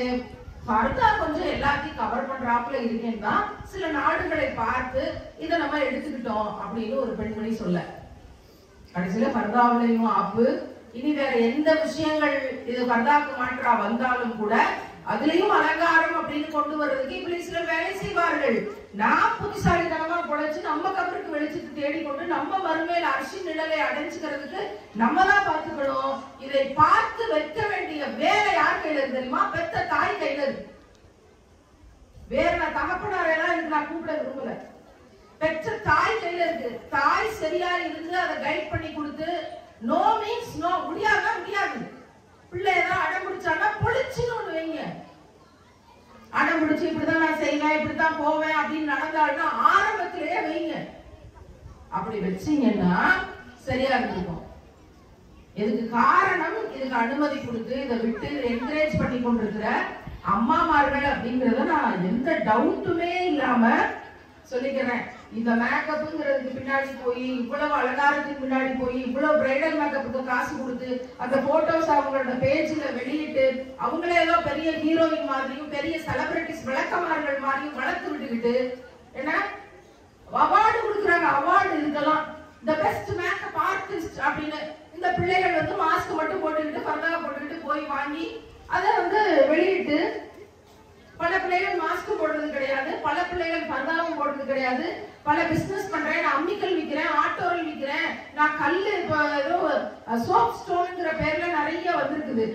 அந்த சோப் ஸ்டோன் மெட்டீரியல் விற்கிறேன்னு சொல்லி இருக்கவங்க முஸ்லீம் பெண்மணியா இருக்காங்களே, நம்ம அந்த கடையில போய் கேட்போம், என்னன்னு வாங்குவோம்னு பார்த்தா அதை வந்து நம்ம எனக்கு அந்த சோப் ஸ்டோனுங்கிறது பழங்காலத்து பொருட்கள் மேல கொஞ்சம் ஆராய்ச்சி உண்டு. அது என்ன ஏதுன்னு விசாரிப்போம். நம்ம பிள்ளைகளா இருக்காங்களேன்னு போனா எந்த போட்டோலையும் தலையில துணி இல்ல, தலைமுடியை விரிச்சு போட்டுக்கிட்டு பேண்ட் சட்டையை போட்டுக்கொண்டு கூவி கூவி வித்து கொண்டிருக்கிறார்கள். பேர் என்ன தெரியுமா? ரசூலாவோட தாயோட பேர். நீங்க என்ன செய்வீங்க? நீங்க எப்படி இது தடுப்பீங்க? பகீர்னு சோப் ஸ்டோனும் வேண்டாம், ஒரு ஸ்டோனும் வேண்டாம், அப்படியே வெளியே வந்தேன். ஆணியே புண்ணு வேணாம்டா, இந்த இதே நான் வாங்கல, நான் ஏதோ ஒரு மண்பானையில காய்ச்சி குடிச்சுக்கிறேன், தயிர் உரம் ஊத்திக்கிறேன், பழைய சோறு வச்சுக்கிறேன் அப்படின்ட்டு வெளியே வந்தோம். பதறுது. அன்னை ஆமினாவின் பேரை வச்சுக்கொண்டு ஒரு பேண்ட் சட்டை போட்டு தலை துணி. இது எதுக்கு சொல்றேன்னா, அவங்க கூப்பிட்டு அவார்டு கொடுக்குறாங்க. அதுக்கு பக்கத்துல யார் தெரியுமா இருக்கிறது? அவங்களோட அன்பு கணவர். அவருக்கு அபூபக்கரோட பேர். எப்படி சரியான காம்படிஷன்ல என்ன நடக்குது, என்ன எனக்கு ஒண்ணுமே வழங்கலையே. நல்ல வேலை நான்லாம் வந்து 4 வருஷத்துக்கு முன்னாடி எனக்கு பிடித்த எம்பெருமானார்னு ஒரு புத்தகத்தை படிச்சு, ரசூலுல்லாஹ்வுடைய வாழ்க்கையை படிச்சு, அதுல இருந்த தியாகத்தை படிச்சு, பெண் விடுதலைக்கு அவங்க கொடுத்த ஷரியத்தை எடுத்துக்கொண்டு இதுதான் இஸ்லாம் என்று நான் இஸ்லாத்துக்குள்ள வந்தேன். வேற யாராவது சொல்லி, யாரையாவது பார்த்து, ஏதாவது ஒரு ஊர்க்காரங்களை பார்த்து, அவங்களோட கல்ச்சரை பார்த்து நான் உள்ள வந்துருந்தேன்னு வச்சுக்கோங்களேன், நான் கழிசடையா போயிருப்பேன். அல்லாஹ் பாதுகாத்தான். தந்ததும் போக லேட்டா 36 வயசுல இஸ்லாத்தை தந்து, அதுக்கு அவன் என்ன காரணம் வச்சிருந்தான்? தயார்படுத்தினா அவ்வளவு அடிமேல் அடி அத்தனையும் தயார்படுத்தி ரசூலுல்லாஹ்வோட தியாகத்தை காமிச்சு, இந்த ஷரியத் சட்டங்களை காமிச்சு உள்ள கொண்டு வந்தா. பாத்தீங்களா, நான் தப்பிச்சேன். ஆனா இங்க உள்ள வந்து பார்க்கும்போது பேர் வந்து ஆமினா, ஆயிஷா, கதீஜா, அபூபக்கர், ஏகப்பட்ட அக்யூஸ்டுகள் வந்து முகம்மதுன்னு பேர் வச்சுக்கிட்டு இந்த பிள்ளைகளுக்கு கூட நின்று அவார்டு வாங்கிக்கிட்டு என்னங்க நடக்குது? பெயர் தாங்கிங்களா? ரொம்ப கவலையா இருக்கு, ரொம்ப கவலையா இருக்கு. அப்போ இந்த இவ்வளவு பெரிய ஒரு வேலை வெளியே நடக்குது, இதோட ஆபத்து தெரியாம நம்ம வீட்டு கல்யாணத்துக்கு நம்ம சீர்திருத்தி வைப்போம், நம்ம வீட்டு கல்யாணத்துக்கு நம்ம பிள்ளைய மேக்கப் பண்ணுவோம், நம்ம வீட்டு கல்யாணத்துக்கு நம்ம இந்த ஆடம்பரத்தை பார்ப்போம், நம்ம வீட்டு பிள்ளைக்கு வீடு கட்டி கொடுப்போம் அப்படின்னு போயிடுது. நான் வந்து என்னோட சகோதரிகள் எல்லாரும், என்னோட அம்மாமார்கள், என்னோட பாட்டிமார்கள், என்னோட அக்கா, என்னோட தங்கச்சி, என்னோட மகள்கள், இப்படிதான் இந்த கேட்டகரியில நீங்க எல்லாரும் இருக்கீங்கன்னு நம்பி கேட்கிறேன். கல்யாணத்துக்கு பொம்பளை பிள்ளைக்கு வீடு கட்டி கொடுக்கிறது என்ன இஸ்லாம்? காயப்பட்டதுலயும் அப்படிதான் இருக்குறாங்க. வீடு கட்டி கொடுக்கிறது என்ன இஸ்லாம்? மஹர் என்ற திருமண சட்டம் கொண்டு வரப்பட்டப்ப ரசூலுல்லாஹ் சொன்னாங்க, தமிழ்நாட்டில் அதிராம்பட்டினம், காயல்பட்டினம், கிழக்கரை போன்ற ஊர்கள் உள்ளன. அங்கிருக்கும் பெண்களுக்கு திருமணம் செய்யும் போது வீடு கட்டி கொடுக்க நான் சிறப்பு சலுகையாக அனுமதி தருகிறேன் அப்படின்னு கையெழுத்து போட்டு உங்களுக்கு கொடுத்தாங்களா? எல்லாம் கொடுத்தாங்களா? அப்படி இருந்தா அந்த பத்திரத்தை கொடுத்தீங்கன்னா நாங்களும் அதை வெளியிட்டு பிரச்சாரம் பண்ணுவோம். யாருக்கு இஸ்லாத்துல நிக்கா அப்படிங்கிற ஒரு விஷயம் வருதோ, ஒரு பெண் திருமண கொடையாக கேட்கணும், எனக்கு என்ன வேணும் அப்படின்னு. மாப்பிள்ளை என்ன தர முடியுமோ அது தருவார். அதை அக்செப்ட் பண்ணிக்கிட்டா ஓகே, திருமணம் முடிந்தது, அவ்வளவுதான். இதுக்கு பேர் என்ன? திருமண சட்டம். நல்லா கவனிங்க, சட்டம். திருமணத்துக்குன்னு இருக்கிற கொள்கை கிடையாது. நீங்க கடைபிடிச்சா கடைபிடி, கடைபிடிக்காட்டி போகணும் கிடையாது. சட்டம். சட்டம் மீன்ஸ் இதுதான், மீறினா தண்டனை, அதுக்கு பேர் தான் சட்டம். ஷரியத் லா. அப்ப ரசூலுல்லாஹ் வந்து கியாமத் நாள் வரைக்கும் என்ன நடக்க போகுது இந்த உலகத்துலன்னு அல்லாஹ்வால் எல்லாத்தையும் காட்டப்பட்டு எல்லா ஞானமும் பெற்றவங்க. அதன் மீது நம்பிக்கை கொண்டவர்களாக இருந்து இந்த செய்தியை கேளுங்க. கல்யாணம் பிள்ளைக்கு, பெண் பிள்ளைக்கு அப்படின்னா அந்த பிள்ளைக்கு சீரு, சனத்தி, வீடு, வாசல், தங்க நகைகள், டம்ளர், தட்டு, ஸ்பூன் வரைக்கும் எல்லாம் பண்றது. இந்த விஷயங்கள் தேவையற்றது. அந்த பிள்ளைக்கு என்ன வேணுமோ அதை கேட்கணும், மாப்பிள்ளை கொடுக்கணும். இதுதான் சட்டம். ஏன் ரசூலுல்லாஹ் சொல்லியிருக்கலாம்ல, வசதி படைத்தவங்க இருப்பாங்க, செல்வம் கொடுக்கப்பட்டவங்க இருப்பாங்க, அவங்க எல்லாம் அந்த பிள்ளைகளுக்கு கொடுத்துக்கிறட்டும், ஏழையாக இருக்கவங்க அது கொடுக்க தேவையில்லை, அவங்கள கஷ்டத்தாய் அழுகிறா. இன்னைக்கு நிறைய பார்த்து கட்டி கொடுக்கணுமே கட்டி கொடுத்தாச்சு. அந்த கண்ணீருக்கு யார் பதில் சொல்றது? அந்த பெண்ணோட ஈமானுக்கு யார் கரிசனத்தை? இவர் இல்லைன்னா இந்த உலகமே இல்லை அப்படின்னு நினைச்சு வாழ்ந்த இடங்களும், புறக்கணிக்கப்பட்ட வழிகளும், தூக்கி எறிக்கப்பட்ட வேதனைகளும் எங்களுக்கு கரிசனத்தை. இவர் இல்லைன்னா இந்த உலகமே இல்லை அப்படின்னு நினைச்சு வாழ்ந்த இடங்களும், புறக்கணிக்கப்பட்ட வழிகளும், தூக்கி எறிக்கப்பட்ட வேதனைகளும் எங்களுக்கு. எனக்கு என்னத்த சோறாக்குறது இதே வேலையா போச்சு. இந்த நம்பருக்கு போன் பண்ணு, வீட்லயே வந்து டெலிவரி பண்ணிடுவாங்க. டக் டக் டக் டக் டக் வீட்டுக்கு டெலிவரி பாய் வந்துடுறான். இந்த பிள்ளை வீட்டுல இருக்க வயசுக்குள்ள அவனோட ஓடி போயிடும். என்னங்க ஒரு டெலிவரி பாய் வரக்கூடாதா? வீட்டுல இருக்க பாய் வெளிநாட்டுக்கு அனுப்பிட்டு டெலிவரி பாய் கூட பிள்ளை போயிட்டான்னா என்ன செய்யறாங்க? என்ன மார்க்கம் எங்க? இரண்டாம் முறை பார்வை தாழ்த்தி கொள்ளுங்கள் சொல்லப்பட்டுச்சு. எங்க அதுக்கு அர்த்தம் எங்க? ஏசி மெக்கானிக் ஒருத்த வர்றான். இது ஒரு ஊர்ல நடந்துச்சு. ஏசி மெக்கானிக் ஒருத்த வர்றான். அவன் அந்த வீட்டுக்கு வந்து ஏசி மெக்கானிக் பண்ணிட்டு அவன் நம்பரை கொடுத்து என்ன ஹெல்ப்னாலும் என்கிட்ட கேளுங்க, நான் சரின்னு சொல்லிட்டு போயிட்டான். அந்த வீட்டுல இருந்த அம்மா பாவம் எதுக்கு உதவிக்கு ஆள் இல்லாம இருந்திருக்காங்க போல. தம்பி காய்கறி வாங்கணும், தம்பி பிள்ளைய கொண்டு போய் மதரசால விடணும், தம்பி இந்த இது சரியில்லை, தண்ணி வரல, டேப்ல தண்ணி இல்ல, இந்த பைப் அடைச்சிருச்சு, இப்படி எல்லாத்துக்கும் அந்த பையனை கூப்பிட்டு ஒரு 3 மாசமா எல்லா ஹெல்ப்பையும் அந்த பையன் கிட்ட தான் வாங்கியிருக்காங்க, ரேஷன் கடைக்கு அனுப்புறது உட்பட. கடைசியில பிள்ளைய ஒரு நாள் கூப்பிட்டு போயிட்டான். என்ன பிள்ளையே வந்து அந்த ஏசி மெக்கானிக்கு கூப்பிட்டு பேசுறா. என்ன மாதிரியான விஷயங்கள் இப்ப எப்படி பாதுகாத்துக்கிறது? வீட்டுல சமைங்க. நான் வந்து என்னோட சகோதரிகளுக்கு, என்னோட அம்மாமார்களுக்கு சொல்றேன், தயவு செய்து வீட்டுல சமைங்க. என்னைக்காவது ஒரு நாள் வாங்கலாம், ஆர்டர் பண்ணலாம், முடியலன்னா நம்ம இந்த கடைகளை பயன்படுத்தலாம். தயவு செய்து ஒரு கஞ்சியோ என்னமோ வீட்டுல சமைங்க.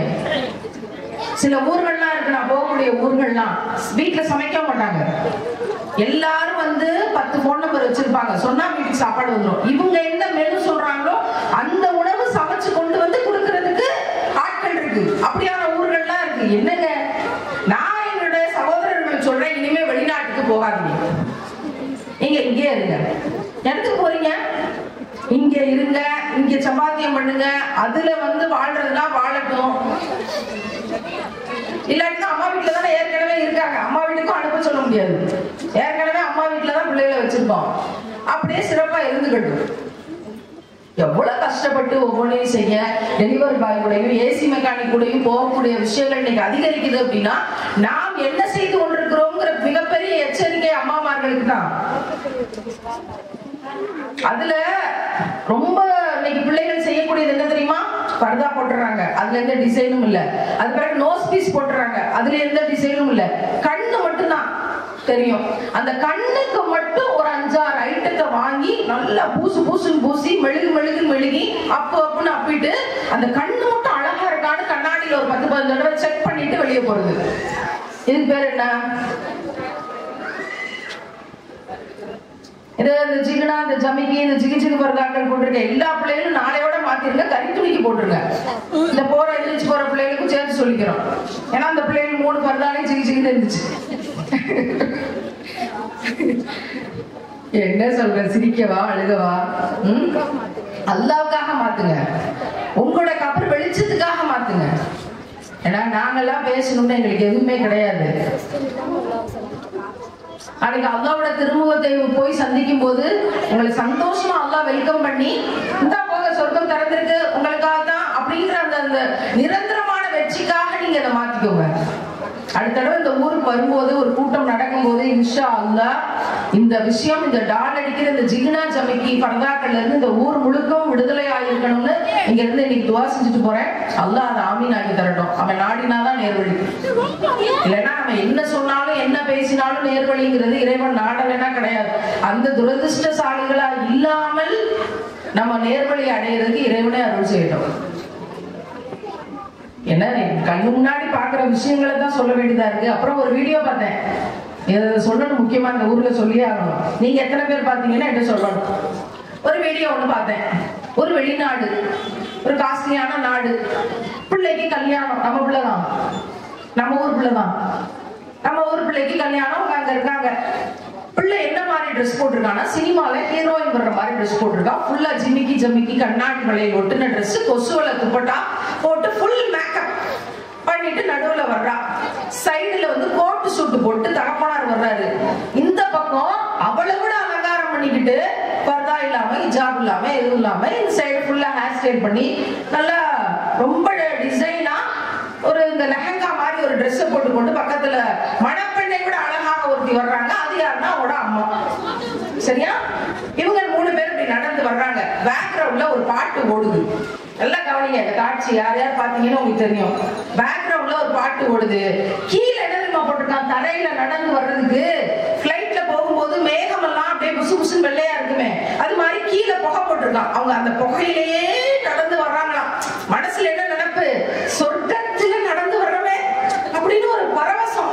அப்படியே சிரிச்சுக்கிட்டு சிரிப்பு அடக்கவும் முடியாம இவ்வளவு பேர் நம்மள பாக்குறாங்களே நினைச்சுக்கிட்டு அந்த மான ஈனமே இல்லாம நடந்து வர்றாங்க. எப்படி அந்த ஆண் கோட்டு சூட் போட்டு ஃபுல்லா மறைச்சிட்டு வர்றாரு, இந்த பெண்கள் எல்லாவற்றையும் எவ்வளவு காட்ட முடியுமோ அவ்வளவு காட்டிக்கொண்டு அலங்காரத்தோடு வர்றாங்களே. இவங்க இன்னைக்கு புகை மூட்டத்தோட சொர்க்கத்துல வர மாதிரி நினைச்சுக்கிறாங்க. இந்த அலங்காரத்தை வெளியில் காட்டி அல்லாஹ்வுக்கு எதிராக நடந்ததுக்காக நாளைக்கு மறுமையில் என்ன, எந்த புகை மூட்டம், நாளைக்கு எந்த புகை மூட்டத்தை பாக்குறது? நீங்க துபாய்க்கு போயிட்டா, கத்தாருக்கு போயிட்டா, சவுதி அரேபியாவுக்கு போயிட்டா, அமெரிக்காவுக்கு போயிட்டா, கனடாவுக்கு போயிட்டா இஸ்லாம் மறந்துருமா? அங்க இருக்காங்க எவ்வளவு பெண்கள் பேணுதலா, எவ்வளவு பேர் நாங்க பாக்குறோம். ஒவ்வொரு ஊர்களுக்கும் போகும்போது நம்ம நினைக்கிறோம் வெளிநாட்டு கல்ச்சர் அப்படின்னு. பல பேர் அங்க அவ்வளவு அழகா பேணுதலா இருக்காங்க. அங்க இருக்கிற சில பேர் செய்யற விஷயங்களை பார்த்துக்கிட்டு இந்த மாதிரியான ஒரு கோட்டு சூட்டு கல்ச்சருக்கும் அது கூட வந்து ஃபுல்லா பேணுதலா ஹிஜாபோட இருக்கு. இது என்ன புகமூட்டம், இது என்ன புகமூட்ட கல்ச்சர்? இத பார்த்துட்டு நம்மளும் இது மாதிரி இங்க செய்யணும்னு இங்க உள்ளூர்கள் மாறிக்கொண்டிருக்கேன். இதுக்கு நம்ம மனசை விட்டுட்டா நாளைக்கு மறுமையில் மனசு என்ன ஆகும் அப்படிங்கிற கேள்வியை நம்ம ஞாபகம் வச்சுக்கிட்டாலே கொஞ்சம் ஓரளவுக்கு நம்ம தப்பிச்சுக்கலாம். இதெல்லாம் பாயிண்ட் எடுத்துட்டு வந்து நான் பாயிண்ட் எடுத்து பேசியே 10 வருஷத்துக்கு மேல ஆகுது. பாயிண்ட் எடுக்கிறது, பேப்பர் நோட் பேடே தேவையில்லாம நான் சுதந்திரமா மனசுல இருக்கிறத பேசிக்கிட்டு இருந்தேன். இப்ப இதெல்லாம் பார்த்துட்டு நிறைய பேர் அனுப்புறாங்க. இதெல்லாம் பரிதவிச்சு பாயிண்ட் எடுத்து வச்சு ஒண்ணு கூட விட்டுறக்கூடாது, இனி ஒரு இடத்துல இது மாதிரி நடக்கக்கூடாது அப்படின்னு பாயிண்ட் எடுத்து வச்சு பேச வேண்டியதா இருக்கு. என்ன செய்யறது? எனக்கு எப்பயுமே மறக்காத ஒரு செய்தியை ஷேர் பண்றேன். காயல்பட்டினத்துல ஆயிஷா சித்திகா அப்படின்ற ஒரு மதரசா இருக்கு. அங்க வந்து அதிராம்பட்டினத்துல இருந்து ஒரு கூலி வேலை செய்யக்கூடிய ஒரு தாய் பிள்ளையை கொண்டு போய் அங்க படிக்க வைக்கிறாங்க. ஹாஸ்டல்ல தங்கி படிக்க வைக்கிறாங்க. கஷ்டப்பட்டு 5 வருஷம் 2 பேரும் தாய் தகப்பன் 2 பேரும் கடினப்பட்டு தினக்கூலி வேலை செய்யக்கூடிய ஆட்கள். அவங்க காசு பணத்தை சேர்த்து மாசம் ஒரு தடவை கொண்டு போய் பிள்ளைக்கு ஃபீஸ் கட்டி எப்படியாவது அவங்க லட்சியம் என்னன்னா பிள்ளைய வந்து ஆலிமாவாக்கிடணும், பேணுதலா கொண்டு வந்துடணும், மார்க்க பரப்புரை செய்யக்கூடிய ஒரு பெண்மணியா என் பிள்ளைய நான் ஆளாக்கணும், அதோட நன்மை எங்களுக்கு கிடைக்கணும்ன்ற ஒரு ஏழை பெற்றோர் படிக்க வச்சுட்டாங்க. முடிஞ்சிச்சு, ஆலிமா ஆயிட்டாங்க, பட்டம் வாங்கியாச்சு, எல்லாம் செஞ்சாச்சு. அந்த பிள்ளையும் நல்லா பேசும், நல்லா திறமசாலி போல. அப்போ மாப்பிள்ளை தேடுறாங்க. காலகாலத்துல பிள்ளைய கட்டி கொடுக்கணுமே அப்படின்னு மாப்பிள்ளை தேடுறாங்க. எந்த ஆலிமும் கட்டிக்கிறதுக்கு முன் வரலையா? ஆலிமாவுக்கு ஒரு ஆலிமை தேடுவோம், அப்பதானே 2 பேரும் சேர்ந்து மார்க்க பரப்புரை செய்ய முடியும். வீட்டுக்கு வீடு ஆலிம், வீட்டுக்கு வீடு ஹாஃபில், வீட்டுக்கு வீடு ஹாஃபிலாங்கிறத ஒரு லட்சியமா வச்சிருக்கக்கூடிய இடங்கள்ல மாப்பிள்ளை கிடைக்கல, ஆலிமே கிடைக்கல, எந்த ஆலிமும் கட்டிக்கிறதுக்கு சம்மதிக்கல. அந்த ஏழை தாய் என்கிட்ட பதில் சொன்னாங்க, மா ஆலிம்கள் என்ன தெரியுமாமா செய்யறாங்க, வரதட்சணை எல்லாம் கேட்கறது இல்லம்மா, பணக்கார வீட்டுல பொண்ணை பார்த்துட்டு நீங்க பொண்ணை மட்டும் கொடுத்தா போதும்னு சொல்றாங்கம்மா. இது எவ்வளவு பெரிய ராஜ தந்திரம். உங்களோட கூட்டத்தில இருந்து வந்த கேள்வி உங்ககிட்டயே ஒப்படைக்கிறேன்.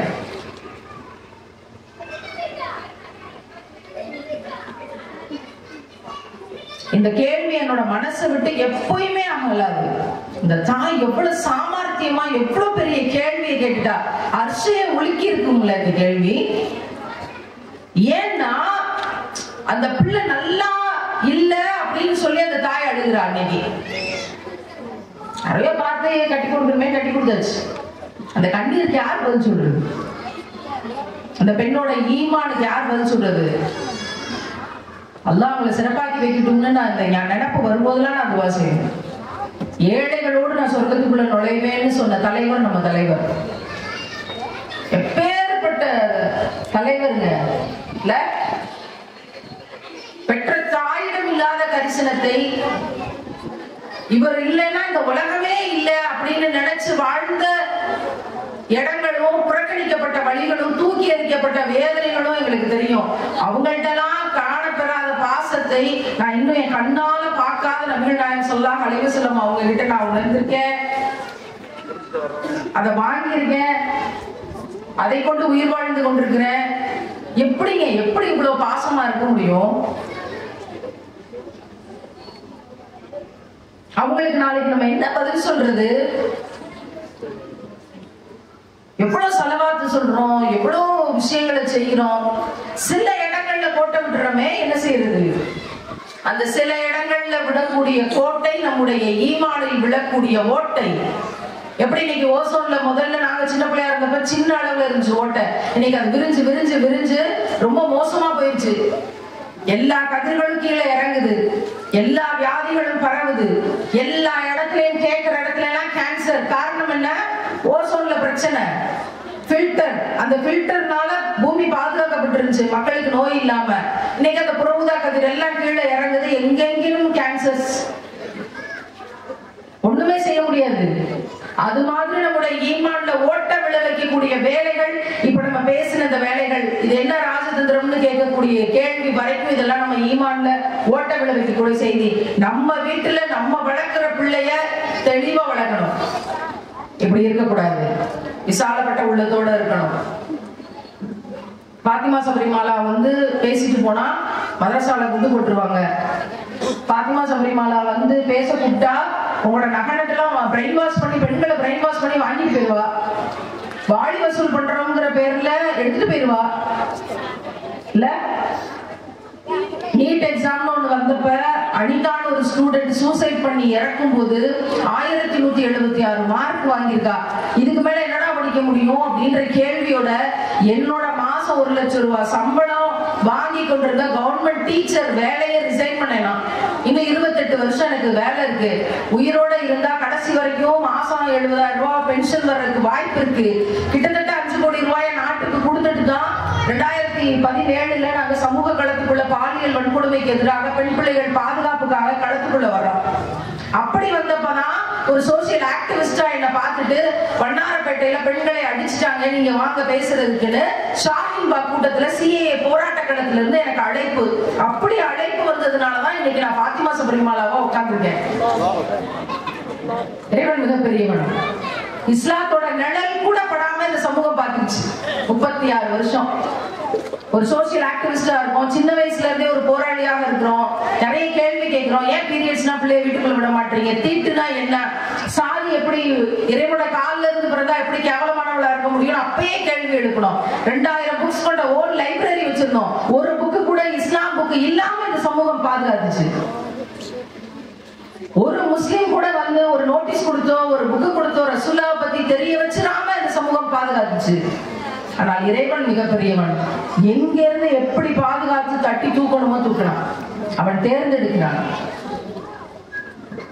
கியாமத் நாள் வரைக்கும் ஒரு சிறு கூட்டம் உண்டு, நன்மையை விதைக்கும் தீமையை தடுக்கும் ஒரு சிறு கூட்டம் உண்டு. நல்லா சொல்றான். அந்த சிறு கூட்டத்துல நம்ம எப்படியாவது உள்ள நுழைச்சு பாதுகாத்துக்கிட்டு போயிடணுமா? இல்ல நரகத்துக்கான விறகு கட்டைகள் அப்படின்னு நரகத்துல நிறைய பெண்களோட எண்ணிக்கை தான் அதிகமா நான் பார்த்தேன்னு எச்சரிக்கை செஞ்சாங்களே, அந்த கூட்டத்துக்கு போகிறதா? இறைவன் பாதுகாக்கணும். அந்த நரகத்தோட வாடை கூட இல்லாம சொர்க்கத்துக்கு போறவங்களா நம்ம பெண்மணிகளை அல்லாஹ் ஆக்கி தரணும். அதுக்கான ஸ்கேல் என்ன? எதை வச்சு அளந்து பாக்குறது? நம்மளோட செயல்கள் தான். எப்படி நீங்க உங்களை வெளிப்படுத்திக்கிறீங்க, எப்படி நீங்க பேசுறீங்க, உள்ளத்துல என்ன இஹ்லாஸ் இருக்கு? ரசூலுல்லாஹ் சொன்னதை ஃபாலோ பண்றீங்களா? இல்ல ஆடம்பரத்துக்காகவும் கௌரவத்துக்காகவும் ஈகோவுக்காகவும் அவங்க அப்படி செஞ்சாங்க அதனால நாங்களும் அப்படித்தான் செய்வோம், வேற வழி இல்ல, சொன்னா கேட்க மாட்டாங்க அப்படிங்கிறதுக்காக சமாளிச்சுக்கிட்டு போறோமா?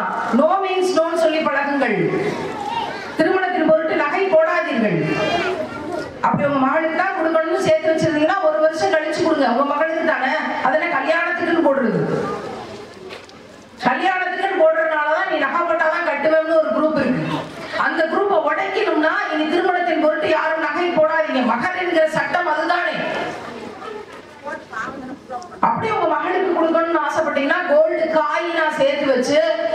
மாசம் கழிச்சு கொடுங்க கல்யாணத்துக்கு பிறகு, அவளுக்கு எதுக்காவது பெரிய அளவுல பயன்படும். அவன் என்ன பொம்மையா எல்லா நகையும் போட்டுக்கிட்டு 50 பவுனையும் போட்டுக்கிட்டு 100 பவுனையும் போட்டுக்கிட்டு திரியறதுக்கு அவன் என்ன பொம்மையா? பர்தாக்களை விற்கக்கூடிய கடைகள்ல பொம்மைகளை கூட அசிங்கமாக வைத்திருக்கிறார்கள் இன்றைய முஸ்லிம்கள்.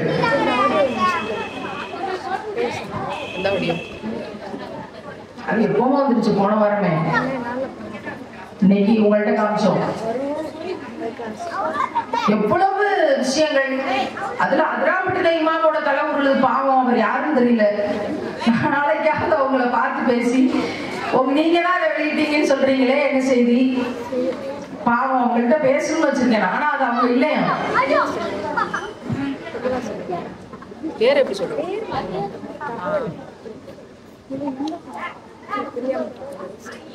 என்னன்னா அடுத்த வீட்டுக்கார சுவாரஸ்யமா இருக்கும், கேளுங்க.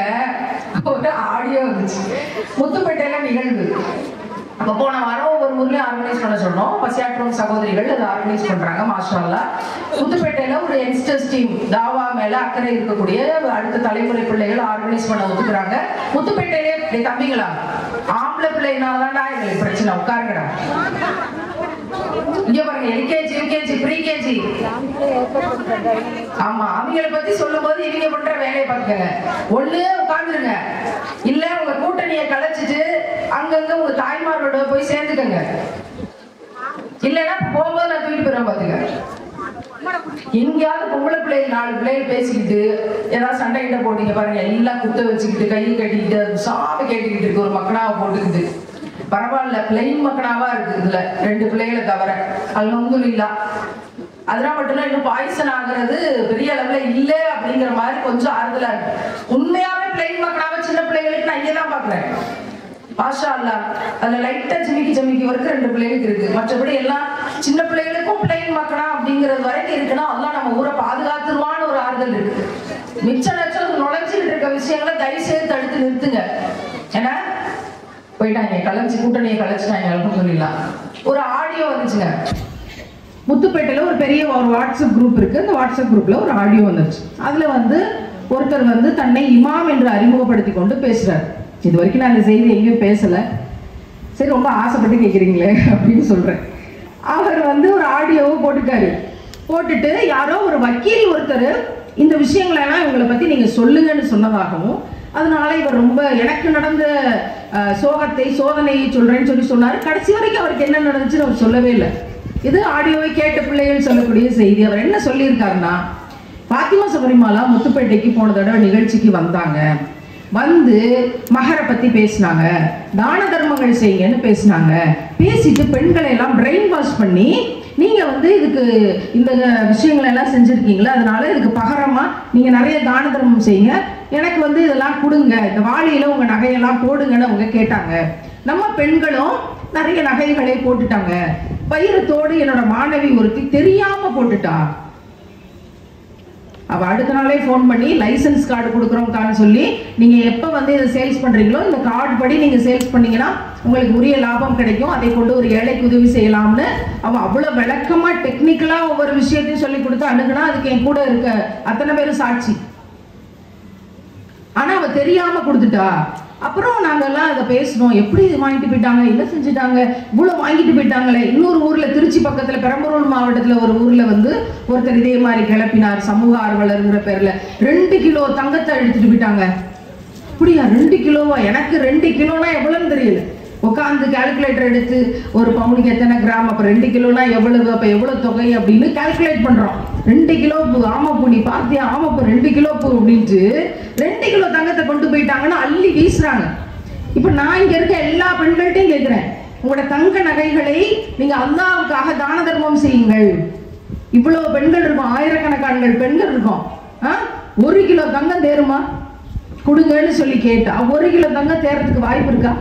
என்ன அவதூறு கிளப்புறது? அப்படியே 2 கிலோ தங்கத்தை கொண்டு போயிட்டாங்க. அதே மாதிரி இவர் சொல்றாரு, அவங்க நிறைய வாங்கிட்டு போயிட்டாங்க, எடுத்துட்டு போயிட்டாங்க. அவங்க வந்து நம்ம பேட்டி கேட்டாலும் கொடுக்க மாட்டேங்கிறாங்க, ஆண்களோட பேசுறது இல்லை உட்காந்துன்னு சொல்லிட்டாங்க. இப்ப நம்ம கேள்வி எழுதி தர்றோம்னு சொன்னோம், அதுக்கும் அவங்க வந்து பதில் சொல்லல. இப்படியாக போன கூட்டம் வந்து இதாகி போயிருச்சு.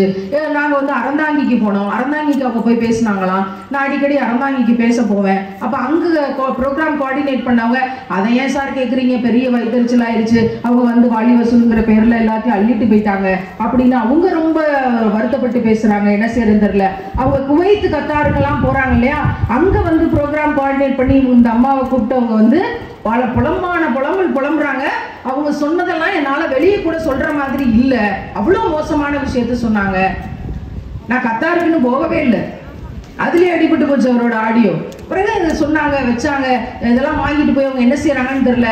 அப்படிதான் வந்து முத்துப்பேட்டையில வந்து நாங்க மதரசா கட்டுறோம்னு வந்து ஒரு டீம் வந்து காசை வந்து வசூல் பண்ணிக்கிட்டு 1 வாரம் கழிச்சு எங்கேயோ பிடிபட்டு அது வந்து இப்ப கேஸ் ஆயிருக்குது. அப்படி இப்படி அது மாதிரி இவங்க ஏமாத்துனாங்கன்னா என்ன செய்ய முடியும்? ஒப்பிடு பாருங்க எப்படி இருக்குன்னு. இது எல்லாத்துக்கும் மஹ்ஷர் மைதானத்துல அல்லாஹ் காட்டுவான். நான் இம்மையை துணைக்கு கூப்பிடவே இல்லை, நான் மறுமையை துணை கழிக்கிறேன். நேரடியா அல்லாஹ் தான் நான் வந்து இதுக்கு நான் பொறுப்பு சாட்டுறேன். இந்த மனிதர்கள், அந்த மனிதர்கள், இவர்கள், அவர்கள், நவர், நான் அல்லாஹ் தான் கூப்பிடுறேன். அப்ப இதெல்லாம் என்ன செய்யறாங்கன்னு தெரியல. இப்போ அவங்க திருட்டு கூட்டத்தோட ஒப்பிட்டு இதெல்லாம் போட்டு, அதனால இந்த அனுபவங்கள்லாம் ரொம்ப எனக்கு மோசமா இருந்தது. அதனால நான் அதை மக்களுக்கு சொல்றேன். இப்போ அவங்க இந்த ஊருக்கு வர போறாங்களாம், ஒரு கூட்டம் ஆர்கனைஸ் பண்றாங்களாம். அதனால இந்த ஆடியோவை நாங்க ரிலீஸ் பண்றோம். இந்த கூட்டத்தை தடுக்கணும்னு வேலை செய்யக்கூடிய ஒரு சிறப்பான வேலையை செஞ்சாங்க. இப்ப என்னை பத்தி யாருக்கும் தெரியல. ஒருத்தவங்க இந்த ஆடியோ கேட்கிறாங்க, இருக்குமோ, உலகம் கெட்டு கிடக்கல, யாரை நம்புறது, உலகமே அப்படித்தானே இருக்கு, எவ்வளவு சர்வசாதாரணமாக பேச முடியும்? இஸ்லாத்துக்கு வந்து 4 ஆண்டுகள் ஆகுது. இந்த 4 ஆண்டுகள்ல ஒவ்வொரு கூட்டத்திலையும் நாங்க அப்போ என்ன வேலைகள் செஞ்சுட்டு இருக்கோமோ, நான் வெறுமனே பேச மட்டும் இல்ல, ஆயிரக்கணக்கான பெண்களுக்கான உதவிகளை உலகம் முழுக்க இருக்க பெண்களுக்கு செய்யறோம். குறிப்பா தமிழ்நாட்டில் அதிகமான ஏழை பெண்களுக்காக செய்யறோம். அந்த பேப்பர்ஸ் ஒரு பீரோ நிறைய இருக்கு. நீங்க யார் வேணாலும் பார்க்கணும்னு பெண்மணிகளை கூட வந்தால் அந்த பீரோ நிறைய இருக்க பேப்பர்ஸ் நான் காட்ட தயார். யாருக்கு செஞ்சிருக்கோம், எந்த பெண்மணிக்கு செஞ்சிருக்கோம், அவங்களோட டீடைல்ஸ் என்ன கொடுத்திருக்கோம், எவ்வளவு மதிப்பு, அத்தனையும் காட்ட தயார். எந்த பொள்ளாச்சியில பாலியல் வன்கொடுமையினால 1000க்கும் மேற்பட்ட ஆடியோஸ் ரிலீஸ் ஆகி பெண்கள் பாதிக்கப்பட்டாங்களோ, இன்னைக்கு வரைக்கும் குற்றவாளிகள்லாம் விருந்தாளிகள் மாதிரி ஜெயில ரொம்ப சந்தோஷமா வந்துட்டு போறாங்களோ கோர்ட்டுக்கு, அந்த பொள்ளாச்சியில ஒரு 6 சென்ட் நிலத்தை வாங்கி ஒரு பெண்கள் பாதுகாப்புக்கான ரீஹாபிலிட்டேஷன் சென்டரை கட்டணும். பாலியல் வன்கொடுமையால பாதிக்கப்பட்டு ஒரு சாகக்கூடாது. அனாதைய ஆதரவற்று நிக்கிறேன்னு ஒரு பிள்ளை அனாதையா நான் சாக போறேன்னு போக கூடாது. இப்ப வரதட்சணையில ஒரு பிள்ளை 300 பவுன் நகை போட்டு இன்னும் 200 பவுன் கேட்டு இந்த வாரம் நியூஸ் செத்து போனான்னு கேஸ் நடந்துகிட்டு இருக்கா இல்லையா? பரபரப்பா நம்மள பாத்துக்கிட்டு இருக்கோம்ல, அப்படி யாரும் செத்துடக்கூடாது. அதுக்கான அவேர்னஸ் மீட்டிங் சென்டரா அது இருக்கணும்னு பெண்கள் பாதுகாப்புக்கான விமன் ரீஹாபிலிட்டேஷன் சென்டருக்கான ஒரு மிகப்பெரிய பிரம்மாண்டமான ஒரு கட்டிடத்தை கட்டி நிலை நிறுத்திருக்கோம். நீங்க கொடுத்த ஒவ்வொரு காசும், ஒவ்வொரு நகையும், ஒவ்வொரு பணமும் எனக்குன்னு சம்பளம்னு ஒண்ணு கொடுப்பாங்கல்ல. இப்ப நான் இந்த கூட்டத்துக்கு பேச வந்ததுக்கு ஆதிலுல் ஹசனத்தில் இஸ்லாமிய சங்கம் எனக்கு ஒரு 1 கோடி ரூபாய் இப்ப கொடுத்து அனுப்புவாங்கல்ல, அந்த 1 கோடி ரூபாயும் சேர்த்து அதுலதான் போட்டிருக்கேன். நிர்வாகிகள் நேரம் பக்குன்னு இருந்திருக்கும், அவங்க சொல்லவே இல்லையே. எனக்கு அப்படித்தான் சொல்ல வேண்டியிருக்கு. அந்த என்னோட பெரிய சம்பள தொகையும் சேர்த்து நான் அதுலதான் போட்டிருக்கேன். நீங்க வாங்க, பொள்ளாச்சிக்கு வாங்க, நான் கூட்டு கொண்டு போய் காட்டுறேன். யாராவது இந்த வேலையை செய்ய முடியுதான்னு சொல்லுங்க. ஒவ்வொரு மாவட்டத்திலையும் பெண்களுக்கான ஒரு ஆதரவற்ற பெண்களுக்கான ஒரு ஹோமை உருவாக்கணும், ஒரு ட்ரைனிங் சென்டரை உருவாக்கணும். பாலியல் வன்கொடுமைக்கு எதிராக அங்கிருந்து ஆபீஸாக அது செயல்படணும். பெண்கள் விழிப்புணர்வுக்காக அந்த மையம் பாடுபடணுங்கிறது என்னோட மிகப்பெரிய கனவு, 15 ஆண்டு கால கனவு. அந்த கனவை நடைமுறைப்படுத்துறதுக்கு இன்னைக்கு ஒரு பில்டிங்கை உருவாக்கி இருக்கோம். ஒரு பில்டிங் அடுத்த ஊர்ல அடுத்து உருவாக்கணும்னு ஏத்து வைக்கிறோம். நான் மரணிக்கும் போது என் பேங்க்ல 1 ரூபா காசு இருக்கக்கூடாது. அவள் வந்தாள், பேசினாள், உழைத்தாள், நிதி திரட்டினாள், அத்தனையும் இஸ்லாமிய பெண்களுக்காக வக்ஃப் செய்து விட்டு சென்றிருக்கிறாள்ங்கிறது என்னோட மரணத்தின் பேசு பொருளா இருக்கணும். கியாமத்து நாள் வரைக்கும் பிள்ளைகளை பாதுகாக்கக்கூடிய நிறுவனங்களாக அவையெல்லாம் செயல்படணும். அந்த வீடியோஸ் குவைட்ல இருந்து எங்களை வழி அனுப்பி அவ்வளவு துவாவோட அந்த சகோதரர்கள் வழி அனுப்பின வீடியோஸ் இதெல்லாம் வச்சு எடிட் பண்ணி அந்த பேப்பர்ஸ் எல்லாத்தையும் அவ்வளவு கட்டுக்கட்டா இருந்து நாங்கள் உதவி செய்த பேப்பர்ஸ் இதெல்லாம் நாங்கள் கவர்மெண்ட்டுக்கு ஒப்படைக்கணும், ஆடிட்டிங்க்கு ஒப்படைக்கணும். சும்மா செய்ய முடியாது வேலையை. உங்களுக்கு பதில் சொல்லணுமா இல்லையோ, கவர்மெண்ட்டுக்கு பதில் சொல்லணும். அத்தனையும் எடுத்து ரிலீஸ் பண்ணி நாங்கள் சம்பந்தப்பட்ட முத்துப்பேட்டை ஊருக்கு அனுப்பணும். அதுக்கு என்னப்பா பதில் சொன்னாங்கன்னா கப்சு, எந்த பதிலும் இல்லை, வாயடைத்து போயிருக்கிறார்கள். அப்போ நம்ம எல்லாருக்கும் போய் இந்த ஆதாரத்தை காட்ட முடியாது, குறிப்பா பொதுத்தளத்துல காட்டவே முடியாது. அப்படியான உலகத்துல வாழ்றோம். செய்யற வேலை, கணக்கு காட்டுற வேலையே பீரோ நிறைய இருக்கு. செய்யாத வேலை, நம்ம கணக்கு காட்டாத வேலை எவ்வளவு இருக்கு இல்ல? இறைவன் எல்லாவற்றையும் இந்த அரங்கத்துல இருந்து இப்ப நான் பேசுறது எல்லாத்தையும் பார்த்து கொண்டிருக்கிறான். ஒவ்வொரு உள்ளத்திலையும் ஓடுற விஷயங்கள் எல்லாத்தையும் பார்த்து கொண்டும் கேட்டுக்கொண்டும் அறிந்து கொண்டும் இருக்கிறான். சுபஹானல்லாஹ். இதுதான் அந்த ஆடியோ, அது சொல்லிட்டேன். இப்போ ஓகேவா? இது இந்த ஆடியோவை போட்டது அதிராம்பட்டினத்துல இருந்து ஒரு இமாம் சொல்லி ஒரு பரப்புரை. நாங்களும் அதிராம்பட்டினமான்னு விசாரிக்கிறோம். இல்ல அது அதிராம்பட்டினம் கிடையாது, இது பொய்யான தகவல்னு இப்ப விசாரிச்சு சொல்லியிருக்கிறாங்க. ஒரு இமாமோட பேரை வேற குறிப்பிட்டு சொல்லியிருக்காங்க. அவரை தான் நாளைக்கு சந்திக்கலாம்னு இருக்கோம். இப்படி ஒரு விஷயத்தை கிளப்புறாங்க. துவா செய்யுங்க எங்களுக்காக அப்படின்னு சொல்லிட்டு போகணும். என்ன செய்ய சொல்றீங்க? எங்கேயாவது அவங்களுக்கு பேசுறதுக்கு இடம் கொடுத்து இது பண்ணிட்டீங்கன்னா குட்டு போயிருவாங்கன்றதெல்லாம் நம்ம ஊர்களில் கிளப்புறாங்க. என்னங்க, காபாவை அழிப்பதற்காக ஒரு யானை கூட்டம் வந்த போது அல்லாஹ் அபாபில் பறவைகள் கையில குட்டி குட்டி குண்டை கொடுத்து அந்த யானை கூட்டத்தை சிதைஞ்சு போன வைக்க போறா மாத்தி அந்த குட்டி சிட்டுக்குருவிகள் போல இந்த பறவைகளை கொண்டு காபாவை காப்பாத்தலையா? என்னங்க பேசுறீங்க? யாரை பார்த்து பயப்படுறீங்க? திருக்குறானுக்காக ஒரு பரப்புரையை கையிலேந்தி கொண்டு வர்றவங்களுக்கு இப்படியான ஒரு பரிசை மக்கள் கொடுப்பாங்க அப்படின்னா இந்த கூட்டத்தை இறைவன் அத்தாட்சியாக்கி கொடுத்தான்.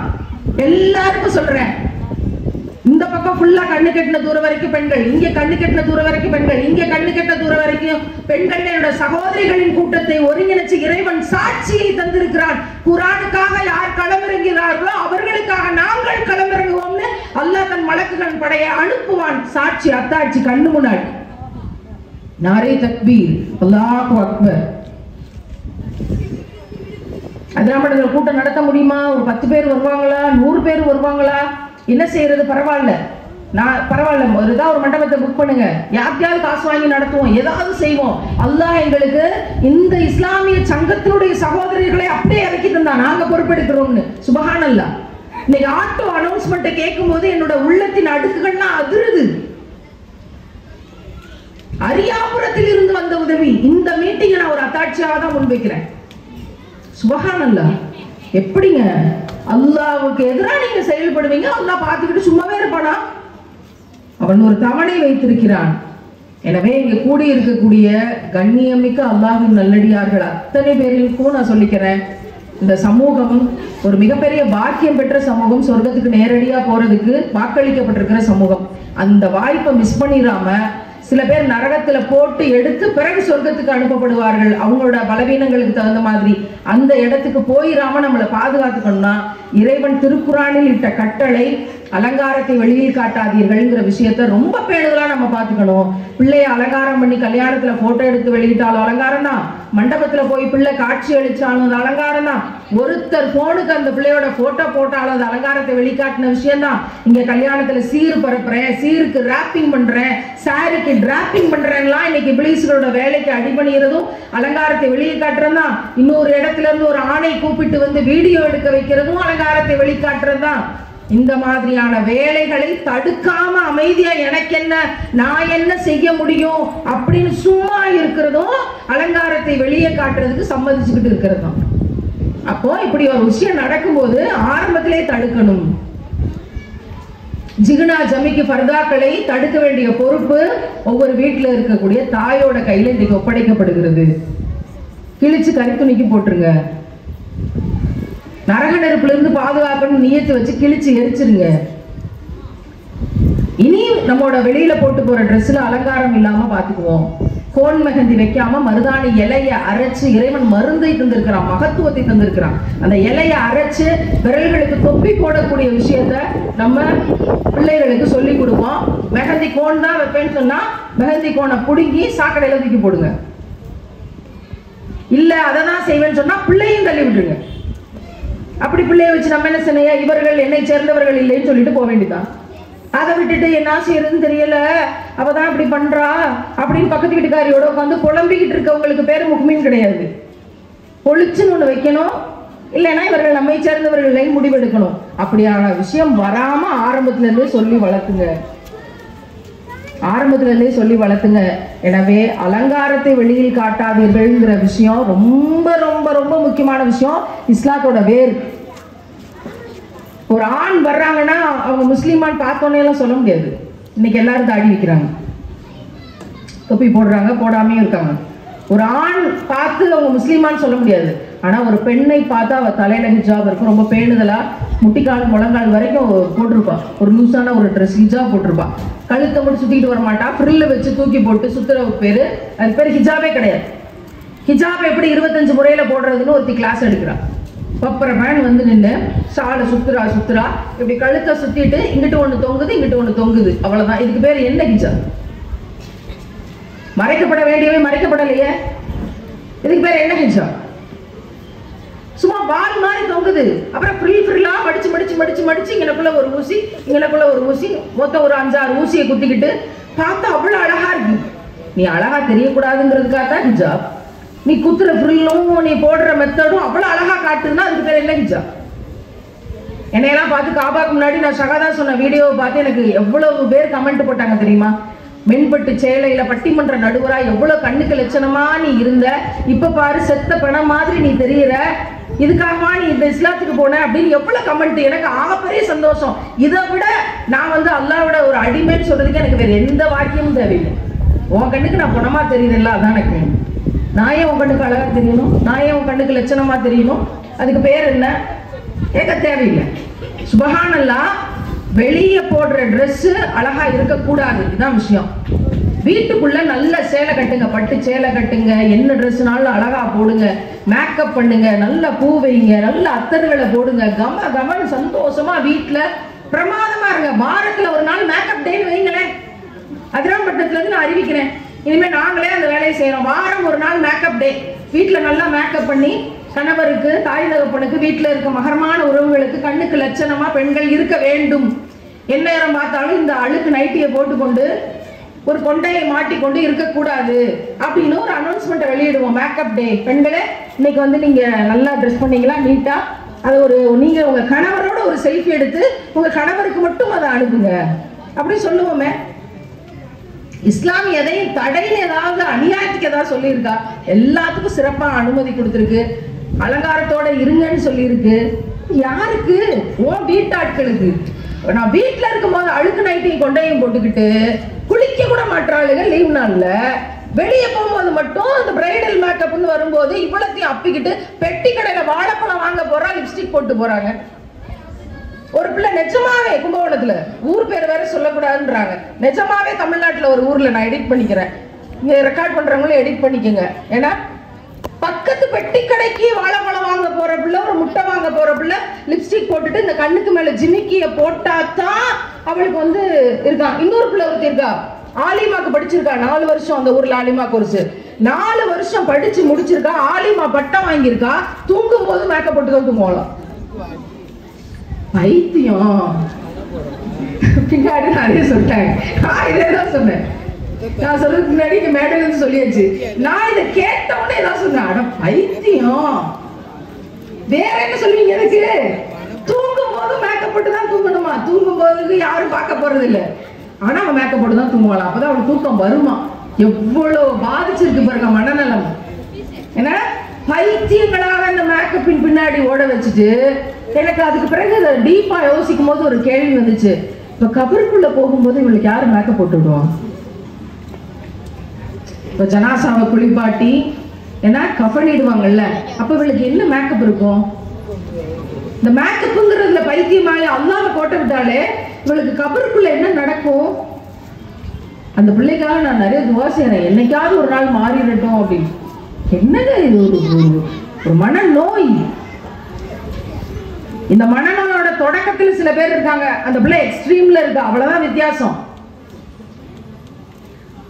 நல்ல அழகா லட்சணமா வீட்டுல இருங்க, இந்த கெமிக்கல்களை போட்டு வாங்கி முகத்துல அப்பாதீங்க. இந்த பாலாடையை எடுத்து தேய்ச்சாலே முகம் பளபளன்னு இருக்கும், தயிரும் மஞ்சளும் போட்டாலே அவ்வளவு பிரகாசமா இருப்பீங்க. அது போக குரான்ல உங்களுக்கு பிடிச்ச வசனங்களை பொருளோடு நீங்க ஒரு 2 வரிய ஓதுனா ஒட்டுமொத்த வெளிச்சமும் உங்க முகத்துல இறங்கிரும். நூர் அப்படின்னு இஸ்லாம் சொல்லுங்க அழகா. அதனால என்னுடைய பேச்சினுடைய நிறைவு பகுதிக்கு நான் வந்துட்டேன். என்னோட மனசுல இருந்ததெல்லாம் இங்க கொட்டிட்டேன், ஆடியோ உட்பட எல்லாத்தையும். கடந்த 15 நாளா என்ன நடந்துச்சோ எல்லாத்தையும் உங்கள்கிட்ட ஷேர் பண்ணியாச்சு. நீங்க தான் இதுக்கான ஸ்டெப்பை எடுக்கணும், உங்க பிள்ளைகளுக்கும் உங்க வீட்டுக்கும். அப்படி எடுத்துட்டீங்கன்னா ஊர் பாதுகாக்கப்பட்டுரும். நம்ம குரானை மீறல அப்படிங்கிற ஒரு அழகான பாக்கியத்தை பெற்றவர்களா நம்ம எல்லாரும் சொர்க்கத்துல பாத்திமா நாயகம் அவர்களோடு சொர்க்கத்தில் நுழைவதற்கான பாக்கியத்தை பெற்றவர்களாயிருவோம். அந்த வாய்ப்பை இறைவன் நமக்கு தரட்டும், அப்படி விசாலப்பட்ட உள்ளத்தை தரட்டும். இப்பயும் நான் சொல்றேன், நிறைய தான தர்மம் செய்யுங்கள். நான் மரணிக்கிற வரைக்கும் சொல்லிக்கொண்டே தான் இருப்பேன். நான் இஸ்லாத்துக்குள்ள வரும்போது என்னோட தங்க நகைகளை எல்லாம் ஏழை பிள்ளைகளின் படிப்புக்குன்னு கொடுத்த பிறகுதான் நான் இஸ்லாத்துக்குள்ள வந்தேன்.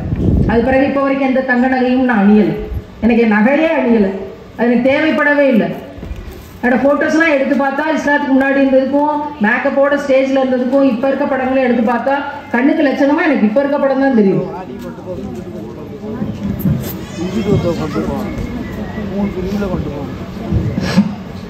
என்ன ஆலோசனைனா, இப்போ நாங்கள் வந்து ஒரு பையை கொடுத்து இப்போ மக்கள்கிட்ட நீங்கள் இந்த பரப்புரைக்கோ இந்த கூட்டத்துக்கோ அல்லது எங்களோட உதவியாளர்களாக வர்றாங்களே, உடல்நலம் கூட சரியில்லாட்டியும் யாரும் பயண துணைக்கெல்லாம் யாரும் வர்றதில்லை. கஷ்டப்பட்ட நிலைமையில இருந்தாலும் பரவாயில்லன்னு சகோதரிகள் வர்றாங்க, வண்டி இயக்கக்கூடிய பிள்ளைகள் வர்றாங்க. அவங்களுக்கெல்லாம் சம்பளம் தரணும், இந்த பரப்புரை தொடரணும், தொடர்ந்து ஒவ்வொரு மாவட்டத்துக்கும் நகரணுன்ற திட்டமிடல் ஓடிக்கிட்டு இருக்கு. அப்படி இங்க உதவி செய்யுங்கன்னு பெண்களை வலியுறுத்தி சொல்றதுக்கு ஜமாத்துல அனுமதி கேட்கணுமா அப்படிங்கிறத கேட்டாங்க. அனுமதியை வந்து நாங்க கேட்டுட்டோம். அனுமதி கொடுத்தா நம்ம பெண்களை உதவி செய்ய சொல்லிக்கலாம். அப்படி இல்லைனாலும் நீங்க ஏதாவது ஒரு வகையில உதவி செய்யலாம். மரணிக்கிற வரைக்கும் தான தர்மம் செய்யுங்கள். அல்லாஹ் தந்ததை அல்லாஹ்வின் பாதைக்கே கொடுங்க. எனக்கெல்லாம் வந்து இந்த உலகத்துல எனக்குன்னு எதையும் வைக்காம நான் போகணுங்கிறது என்னோட துவா. அல்லாஹ் பாதுகாத்து என்னை அப்படியே கொண்டு போயிடும். வேலையை விட்டோம், கணவரை விட்டோம், சொந்த பந்தங்களை விட்டோம், இஸ்லாத்துக்காக அல்லாவுக்காக மென்பட்டு சேலைகளை விட்டோம், மேக்கப்புகளை விட்டோம், சேட்டலைட் சேனல்ல பட்டிமன்ற நடுவருங்கிறத தூக்கி எறிஞ்சோம், ஒரு கட்சி தலைவர்ங்கிற பேரை தூக்கி எறிஞ்சோம், ஒரு அமைப்பு தலைவர்ங்கிற பேரை தூக்கி எறிஞ்சோம், எல்லாத்தையும் தூக்கி எறிஞ்சோம். யாருமே இல்லாம அனாதையாக இஸ்லாத்துக்குள்ள வந்தாலும் பரவாயில்லை, வந்த பிறகு அதை விட அதிகமான நோவினைகளை சந்திச்சோம். அதையும் அல்லாஹ்வுக்காகவே பொறுமையாக தாங்கி கொண்டிருக்கிறோம். சமூகத்துக்கு எந்த கெட்ட பேர் வந்துடக்கூடாதுங்கிறதுக்காக. இறைவன் அனைத்தையும் பார்த்து கொண்டும் கேட்டுக்கொண்டும் அறிந்து கொண்டும் இருக்கிறான். எதை இழந்தாலும் பரவாயில்லை, பெற்ற தாய் தகப்பன் உட்பட அல்லாஹ்வை இழக்க தயாராக இல்லைங்கிற வைராக்கியம் இருக்கிறதுனால மிக உடல்நலம் கடினப்பட்ட நிலைமையிலையும் இந்த பரப்புரை கையில எடுத்து ஆகணும். சீரியஸ், ரொம்ப சீரியஸான நிலைமையில இருக்குது. இது சாதாரணமா இல்ல மீடியாவோட விஷயம் அப்படிங்கறத தெரிஞ்சுக்கிட்டு நிறைவா இந்த செய்தியை சொல்லி முடிக்கிறேன். இன்னைக்கு ஒரு வீடியோ பாக்குறேன், ஒரு பிரபலமான சேனல், அதுல பிள்ளைகளை வந்து சாமி பாட்டு பாட வைக்கிறாங்க. அதுல ஒரு இஸ்லாமிய பிள்ளை தான் போய் அவ்வளவு பாட்டு பாடுறான். எல்லாரும் எந்திரிச்சு நின்று கை தட்டுறாங்க. எனக்கு மனசு வலிக்குது.